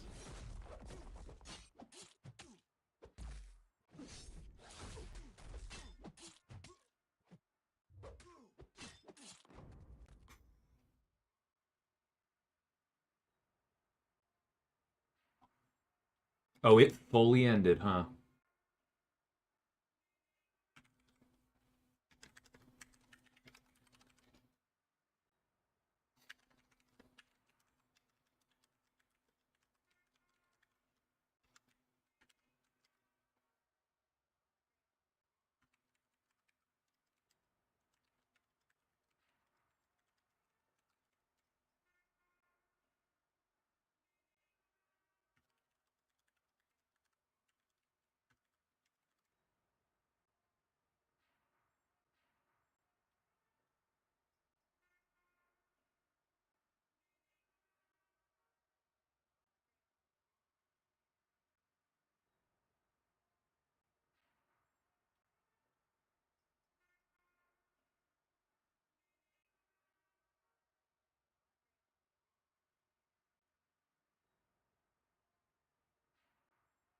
Okay, are we back? Do y'all see me again? Unfortunately, we lost more people than the raid gained us, but I still appreciate it. I'm just seeing that. Thanks for the late raid, Alan. Okay, I'm trying to catch up a little bit. Thank you everybody for coming in.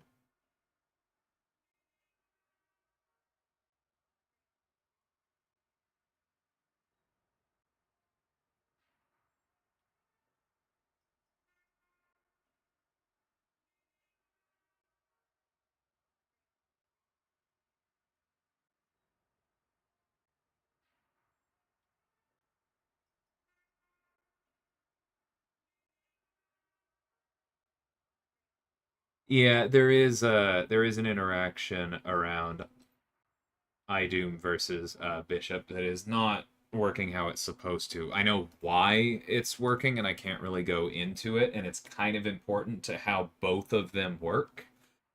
So we'll figure that out.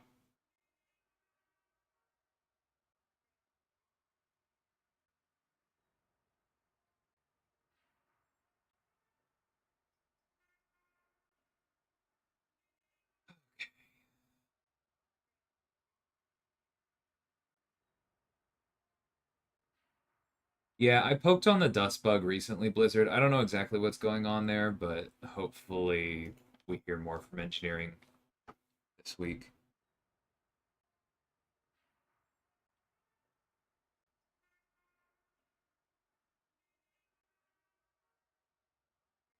If you rephrase what I said in more colorful language, Walrus, it might be a little bit more familiar of an expression.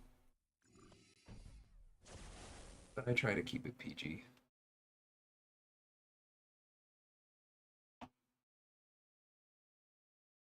Yeah, Mr. Fantastic to Doom is a very good hard counter.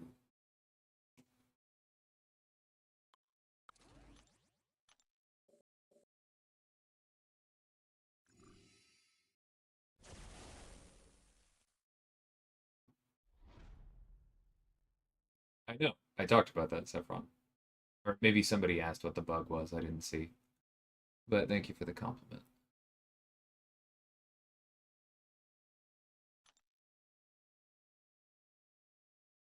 It ended again?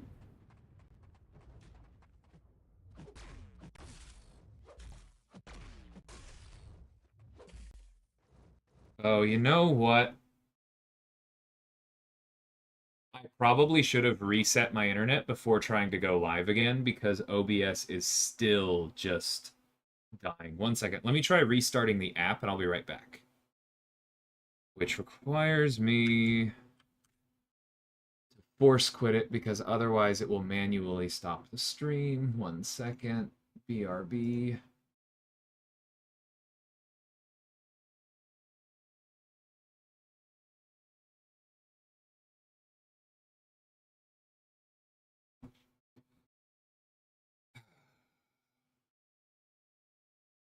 It started okay and its bitrate just dropped through the floor. I have 2 fights left. Seriously, AT&T?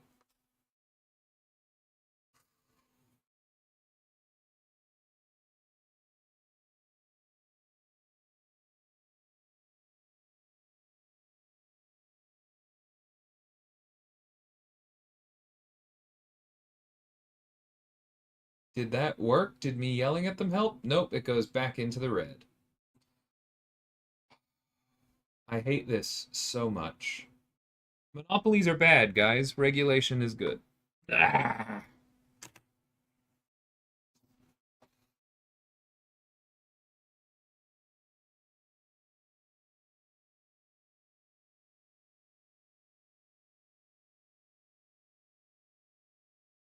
Somebody probably just reused the appearance for Cole's route for the timer on this fight. That's all, Akbar.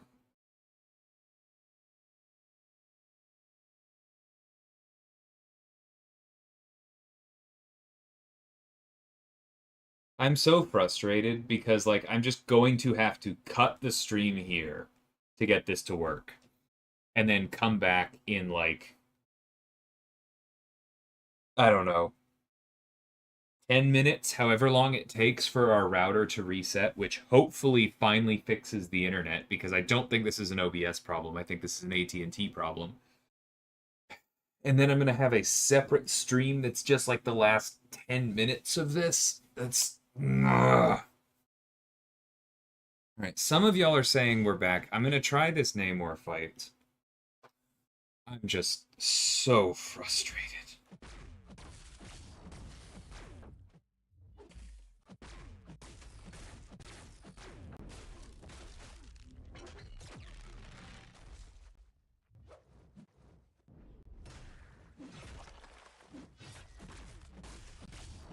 Oh, I really need to read this Namor buff, don't I?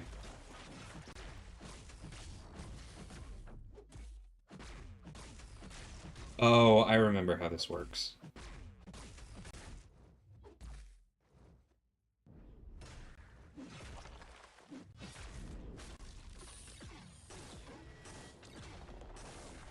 That's how it works.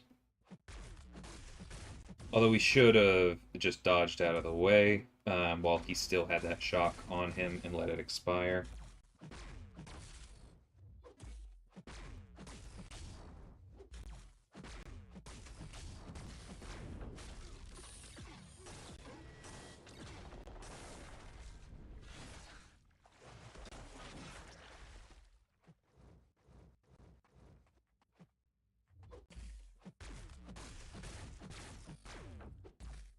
Alright, for those of y'all who are still here, try restarting the stream once. I'm definitely still dropping frames.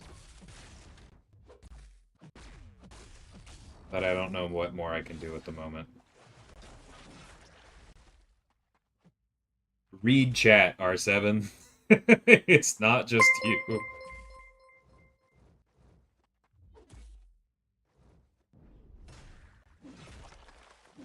Dang it. You jerk.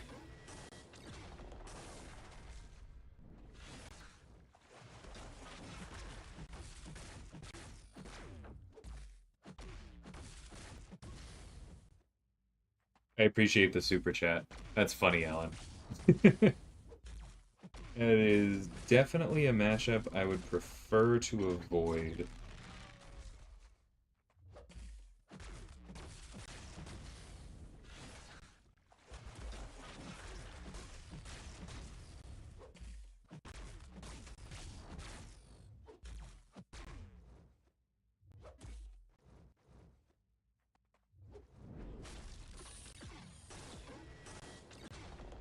And he's gonna go red. He went into Imperious Rex instead. Thank you, Striker.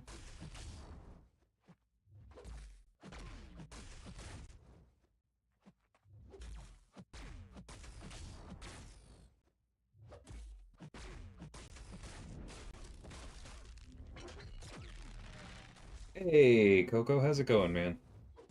Did you find your cat? I'm sorry to bring that up if not, but I hope so.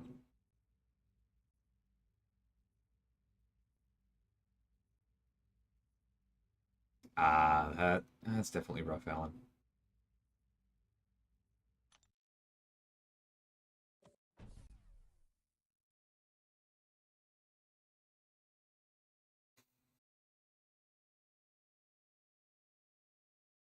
Okay, I'm glad to hear. I'm really glad to hear. That explains why you couldn't find her outside, at least.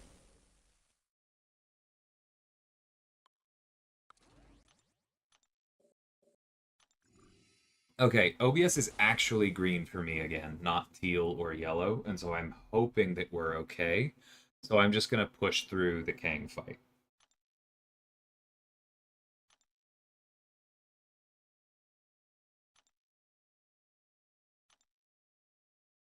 But thank you all for sticking around through that. It is so frustrating when internet in a developed part of the world gets in the way.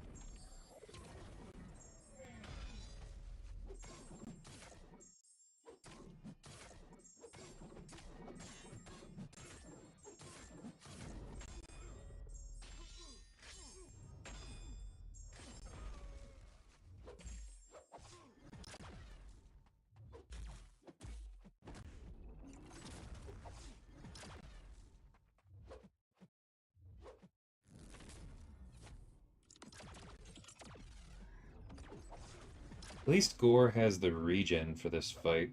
That part's nice.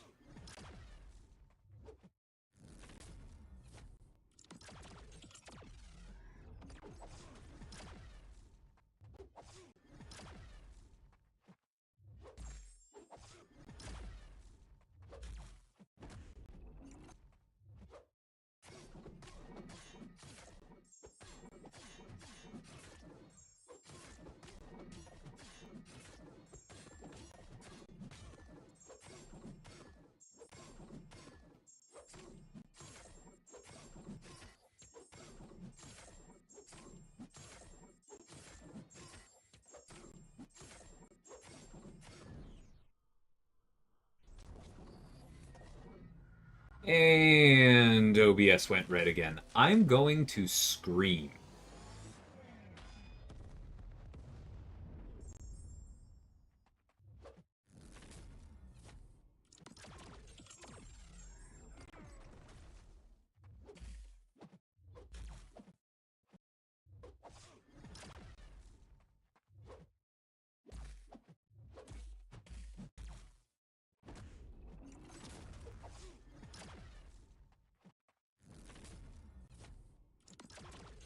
Yeah, okay. I'm off my groove because I'm tilted now.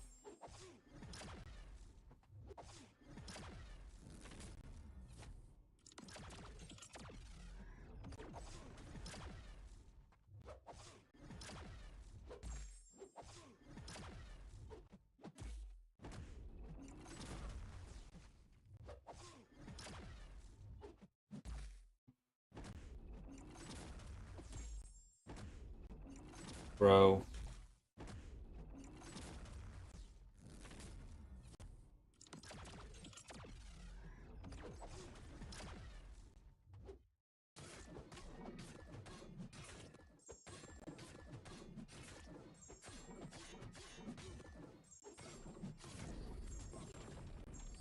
I'm so sorry that this is so bad, y'all.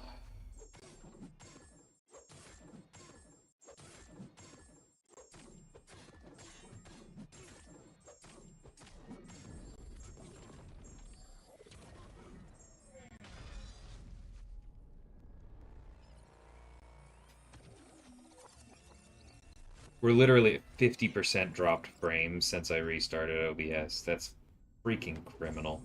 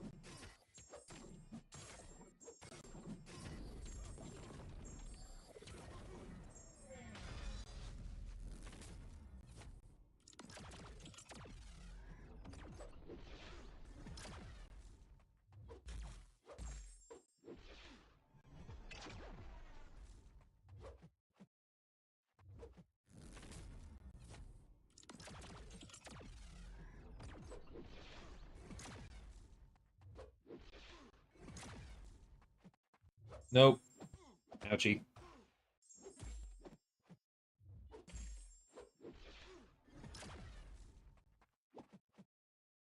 I thought I was hitting his block.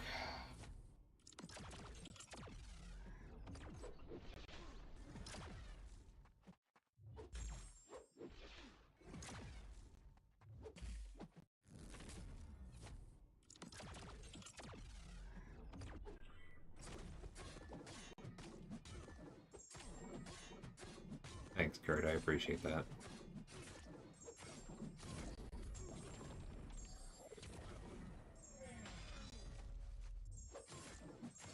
I'm not counting my chickens before they hatch, R7. It could definitely drop again. But here's hoping.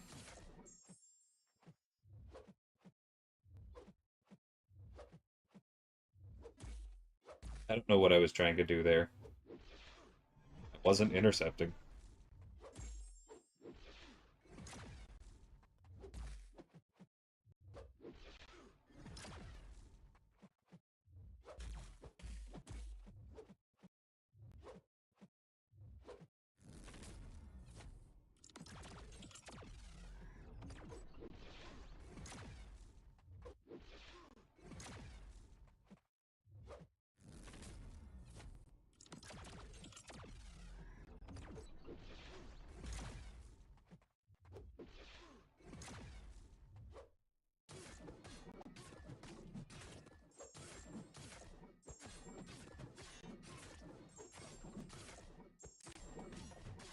I don't know what I'm doing.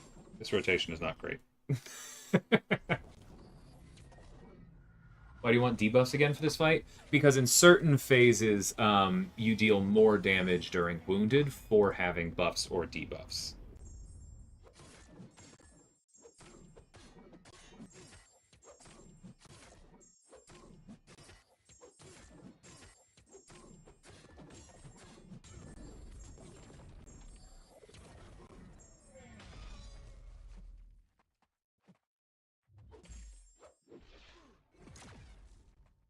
By the way, I didn't get it myself immediately, so I want to shout it out here for anyone else who hasn't picked up. The reason we're getting the regen is because his counterattack is an actual hit, and so Gore is getting struck. It doesn't really look like it, so it's easy to miss. But that is why Gore is so good for this, and that's why we're getting topped up, is because we're getting this little 0 damage hit periodically.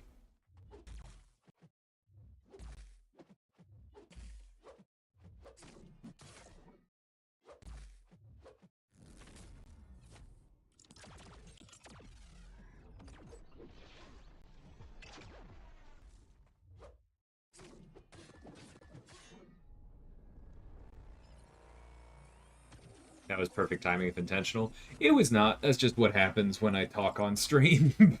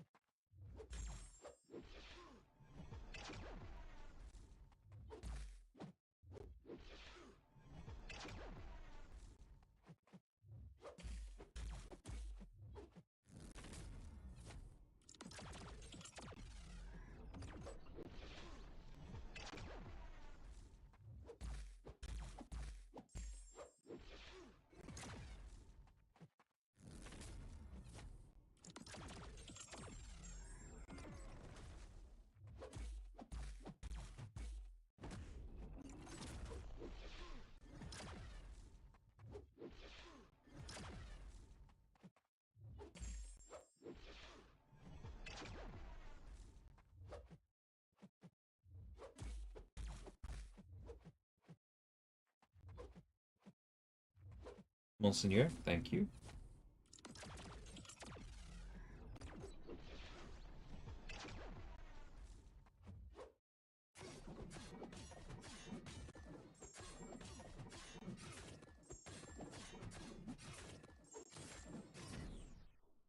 Not quite what I wanted to do, but say la vie.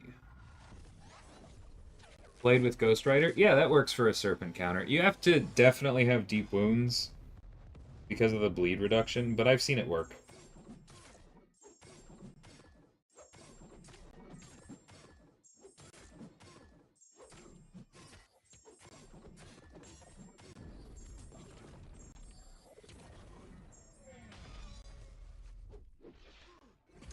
Whew. I was not ready for that.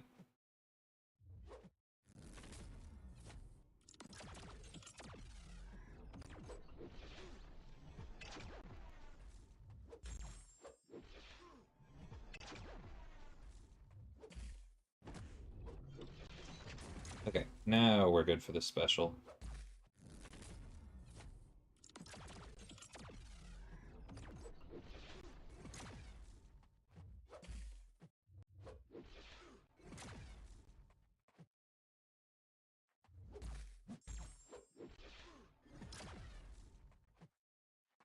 Go.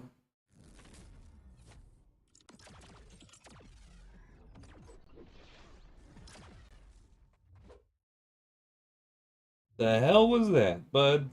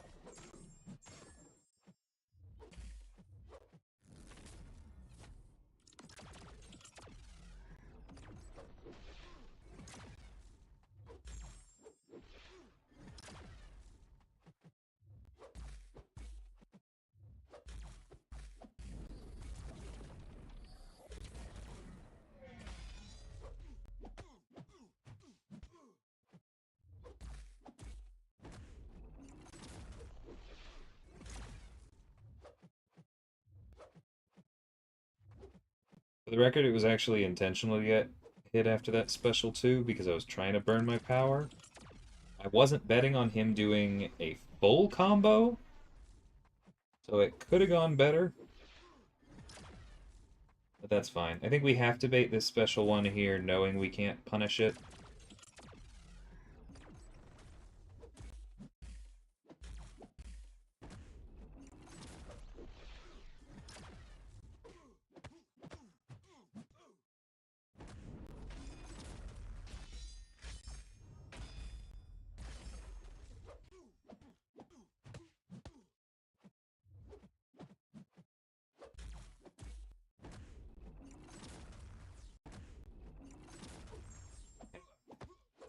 Ah, that's just how it goes sometimes.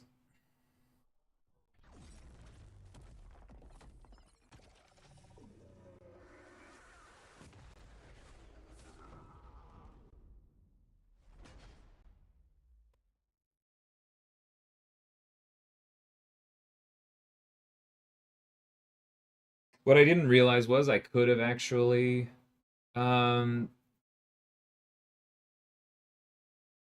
pushed for one more counter there or whatever, and I would have been okay, and then I could have baited out the special one. I just read his power inaccurately. And that's fine.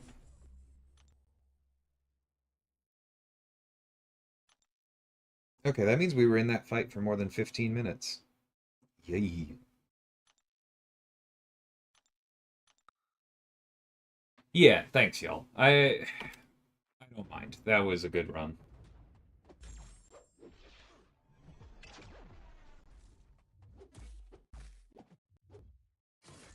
Oh, I forgot it kept the stuff. Okay, well then we are right into phase 4, aren't we? I know it's doing 0 damage, but it's fun to do the special. Okay, now to see how I handle the speed evades.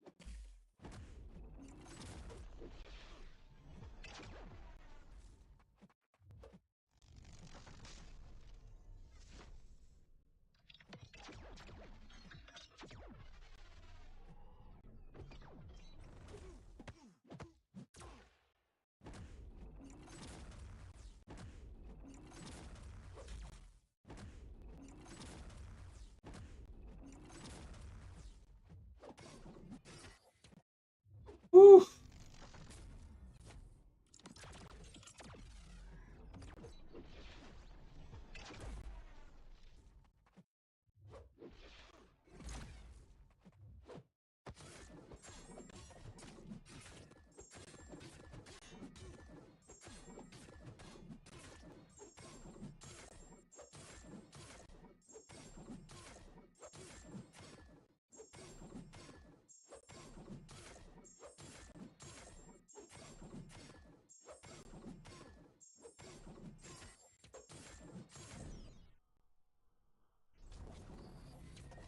Thanks, Evan.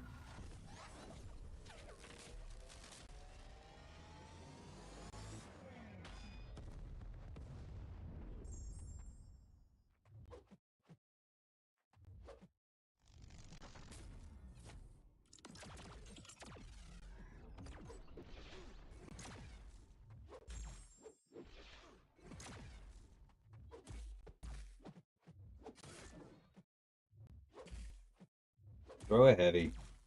Thank you.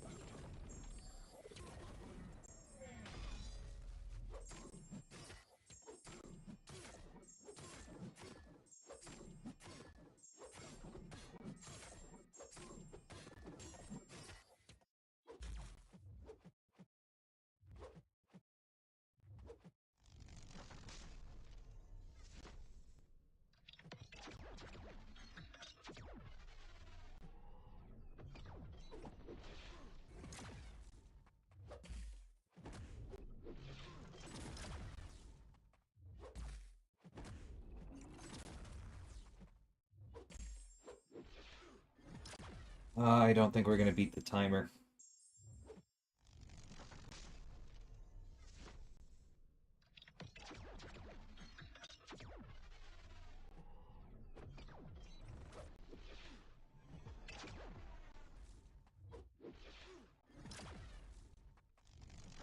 That's unfortunate.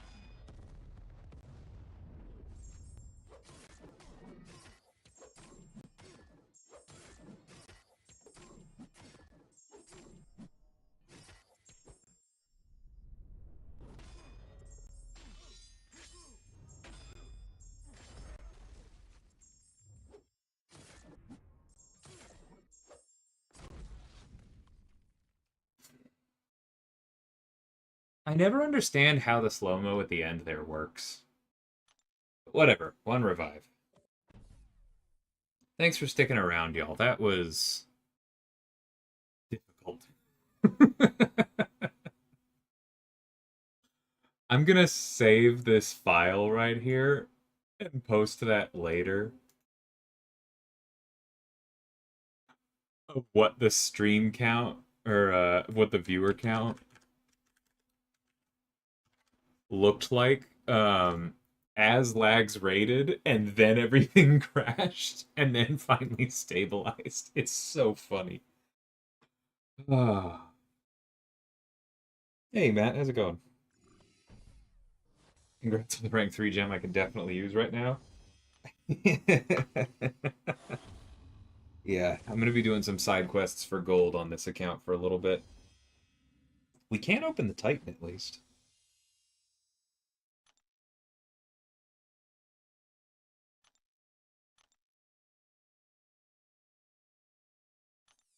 That's one of the first Deathless pieces I've collected as well. I have not been pushing on those.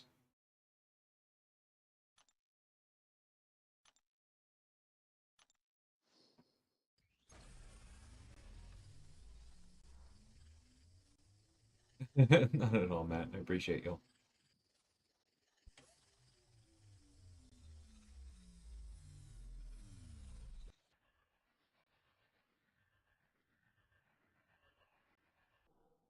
They only teased me with that because y'all were saying, don't you manifest? Alright, I'm very happy to get Punisher out of that. Don't have him on the main account. And for the Titan, dang near anyone, honestly.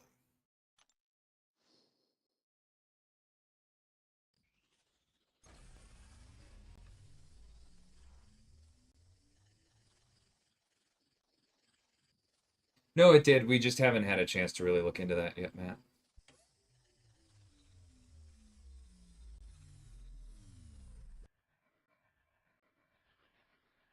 Well, that's very good.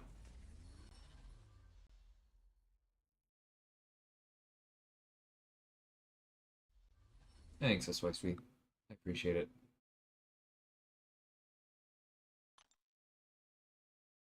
Okay. Very happy with that.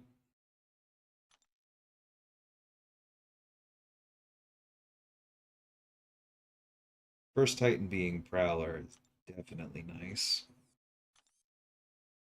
And let's grab this.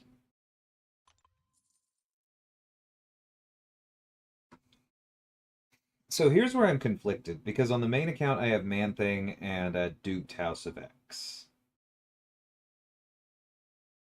Hulk is someone I've never really tried, and part of me wants to try with him, especially because I noticed I'm actually a little light on poison immunes on this account. Um, but at the same time, Venom Pool.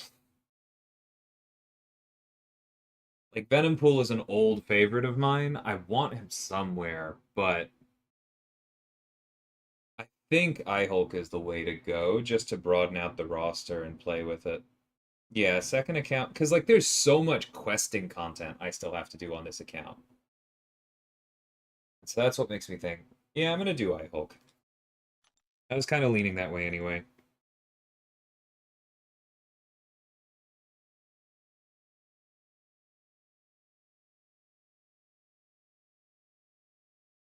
Like there's a lot of good options in that crystal.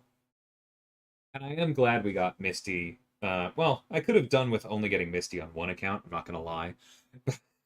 I'm glad enough to get her so that we can mess around with that.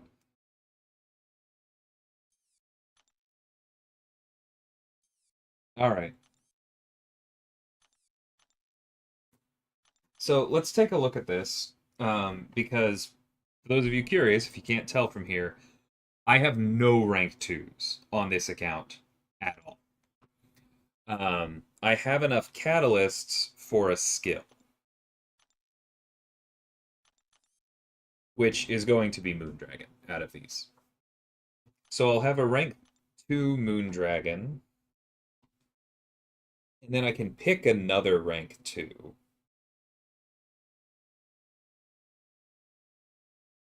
I think I've used Maw enough. I don't need to lean into that. I'm leaning I was leaning Danny, and I still might do that, but iHulk or Prowler for memes, given this is the second account, is also pretty interesting. I don't think Prowler needs it on this account, so I don't think I'm going to do that. But I think it's probably going to come down to iHulk versus Danny. And I'm not going to decide right now because I don't have the money for it anyway.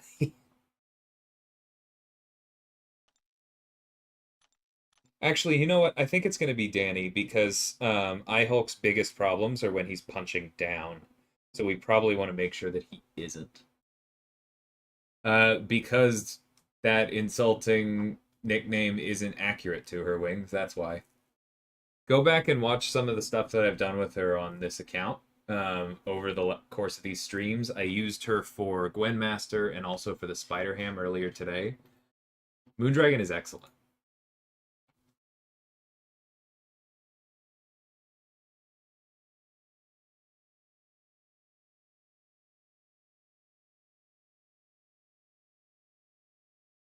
Yeah, I would love more shots at this pool. Okay, okay. I mean, it's easy for this account because her only competition is Misty and an unduped crossbows. Yeah. The thing is, Matt, I would be perfectly happy to rank 3 Moondragon on this account. I would be quite happy with it. But this is where I am in the story.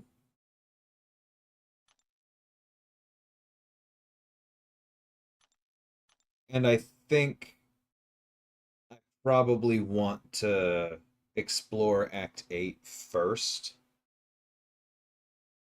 Pick up some of these other goodies and see what class I get from there. And then we can take a look at Moondragon going up.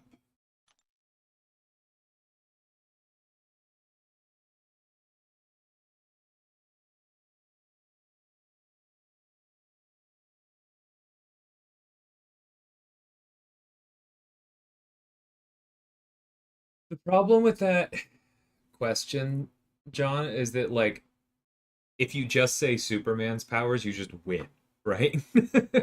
Like, and so it's very, very difficult to not go for that. Like, even better, right? Like,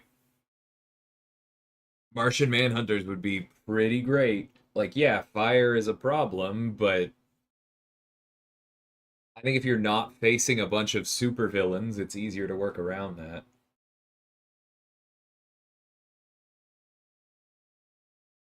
I would want to not worry about taking physical damage, though, right? I've said this before, but like, and flight would be important because I think one of the coolest things that you could do as a superhero is just like, or as somebody with powers, would be just like fly off into the mountains. and explore them without worrying about getting like trapped on a slope or falling or anything like that. And then similarly, it would be so cool to like be able to approach certain wild animals without worrying about them just shredding you, right?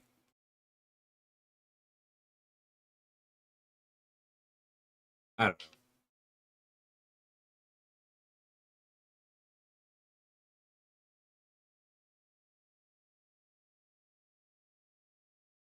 It's a good question.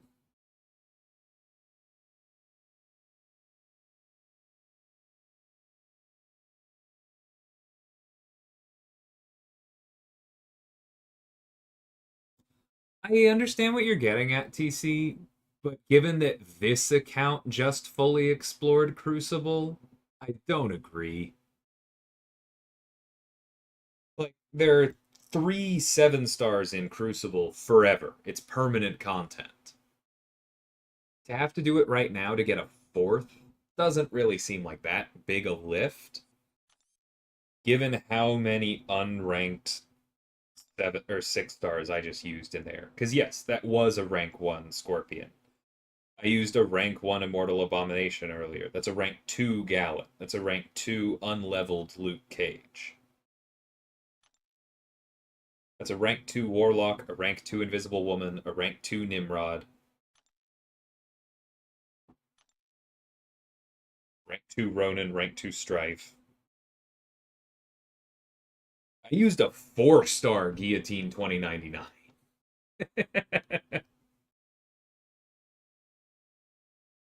Like, I understand it's an ask. I think it is a very attainable ask.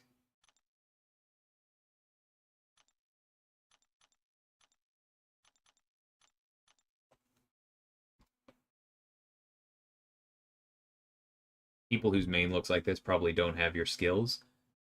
Completely fair, right? But then maybe they should only get 3 7 stars out of this content, including a Titan, instead of 4. Personally, I'm okay with that.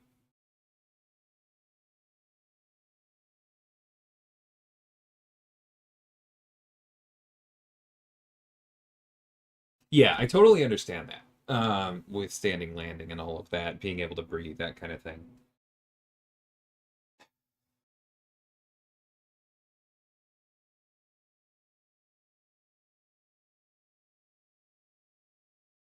I really don't know. It's a tough one. Like, I've spent a lot of time thinking about the downsides of various superpowers as well, and so it's hard for me to give a single answer.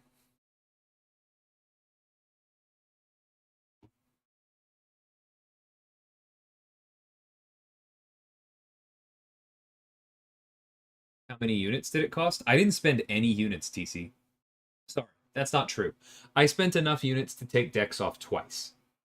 But other than that, I spent no units. I opened no green crystals. I did no farming.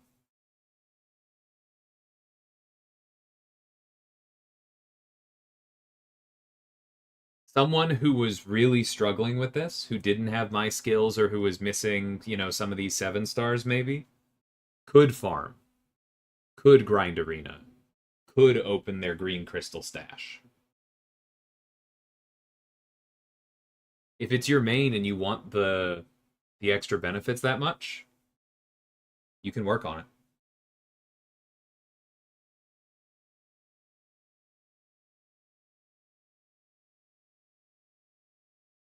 Because I do understand that this was a pretty efficient run in the grand scheme of things, even with this roster.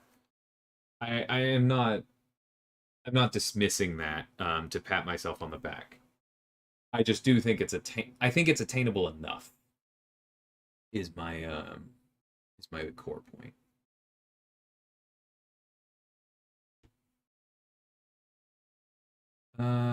Rank 3 Silk, Pig, Kushala, Sigil Witch, Warlock, or Gladiator. All duped?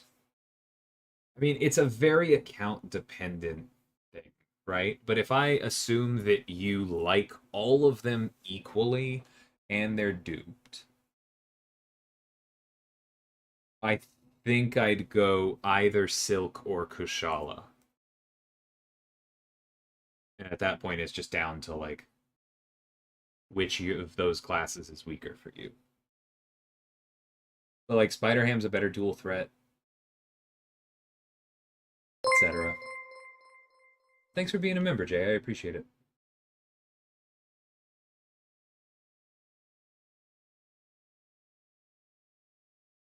I get it, TC. Just understand that like in a game like this, there's always going to be things that people do miss out on. And that is somewhat by design because if some people miss out on things, then it's exclusive to the people who do get them, right? The point of a game like this is roster development. That means you're supposed to be rewarded for developing your roster.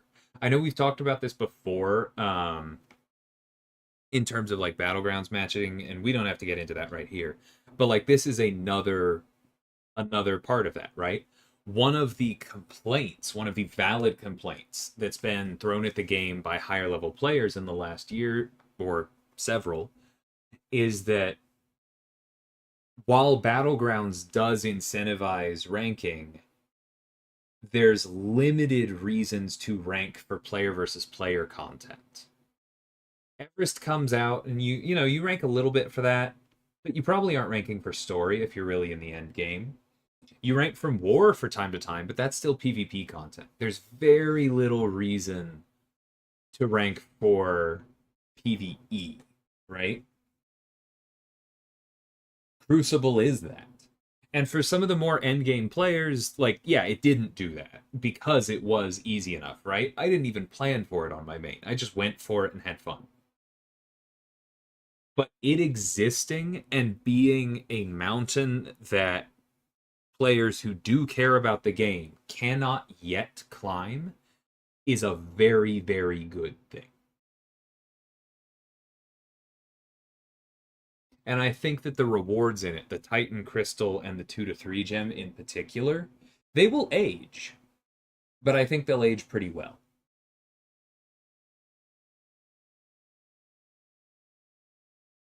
But that's the thing, TC, is not all events are created equal. You can't try to put them into the same box, right? They serve different purposes.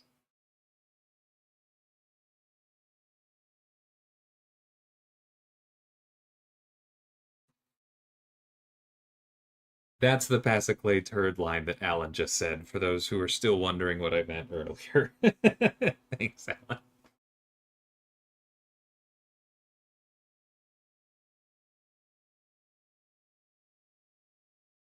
Thank you, Jay. I really appreciate it.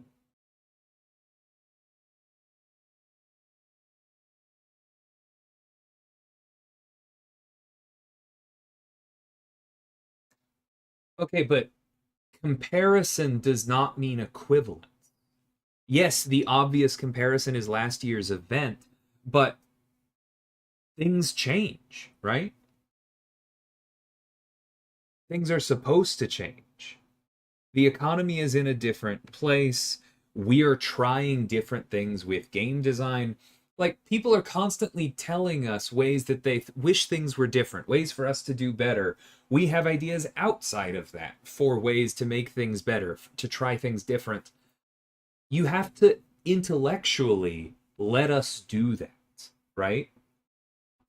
Like, part of honestly, yeah, I am going to put this fully on players. Part of a player's job in a game like this that lasts this long, that you want developers to keep working on, part of a player's job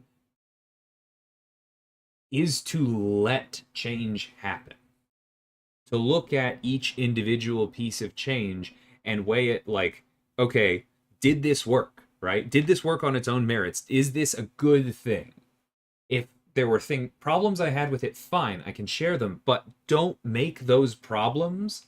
It wasn't like something that happened 6 months ago. It wasn't like something that happened a year ago. Like, that's not really productive. Was it good on its own merits? Was it flawed on its own merits? If so, what do we need to change? What do we need to improve?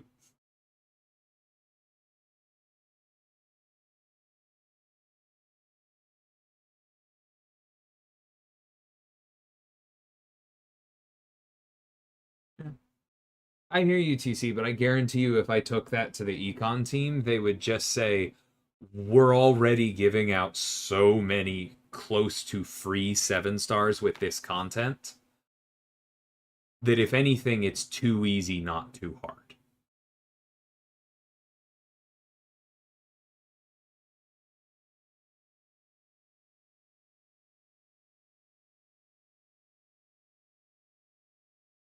Who's the best path advice, or do you have one? I don't know, Jay. I'm sure there's some good videos out there, but I honestly didn't watch them given that I helped design the content, and so I kind of just went in for it. I did stream all of my Necropolis stuff. If you want to skim through that, there is a playlist on my channel that you should be able to find. As far as the easiest path, I think people normally agree that it's probably the Titania into Guardian, but it does depend a little bit on your roster.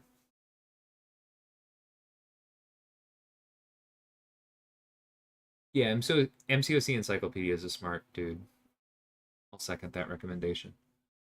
Okay, I am definitely going to call this stream because I have spent too much time on YouTube this weekend, but honestly, this was fun. I'm glad we tried this out. All right, if any of y'all are interested in some battlegrounds as a change of pace, I don't know what the heck I just said.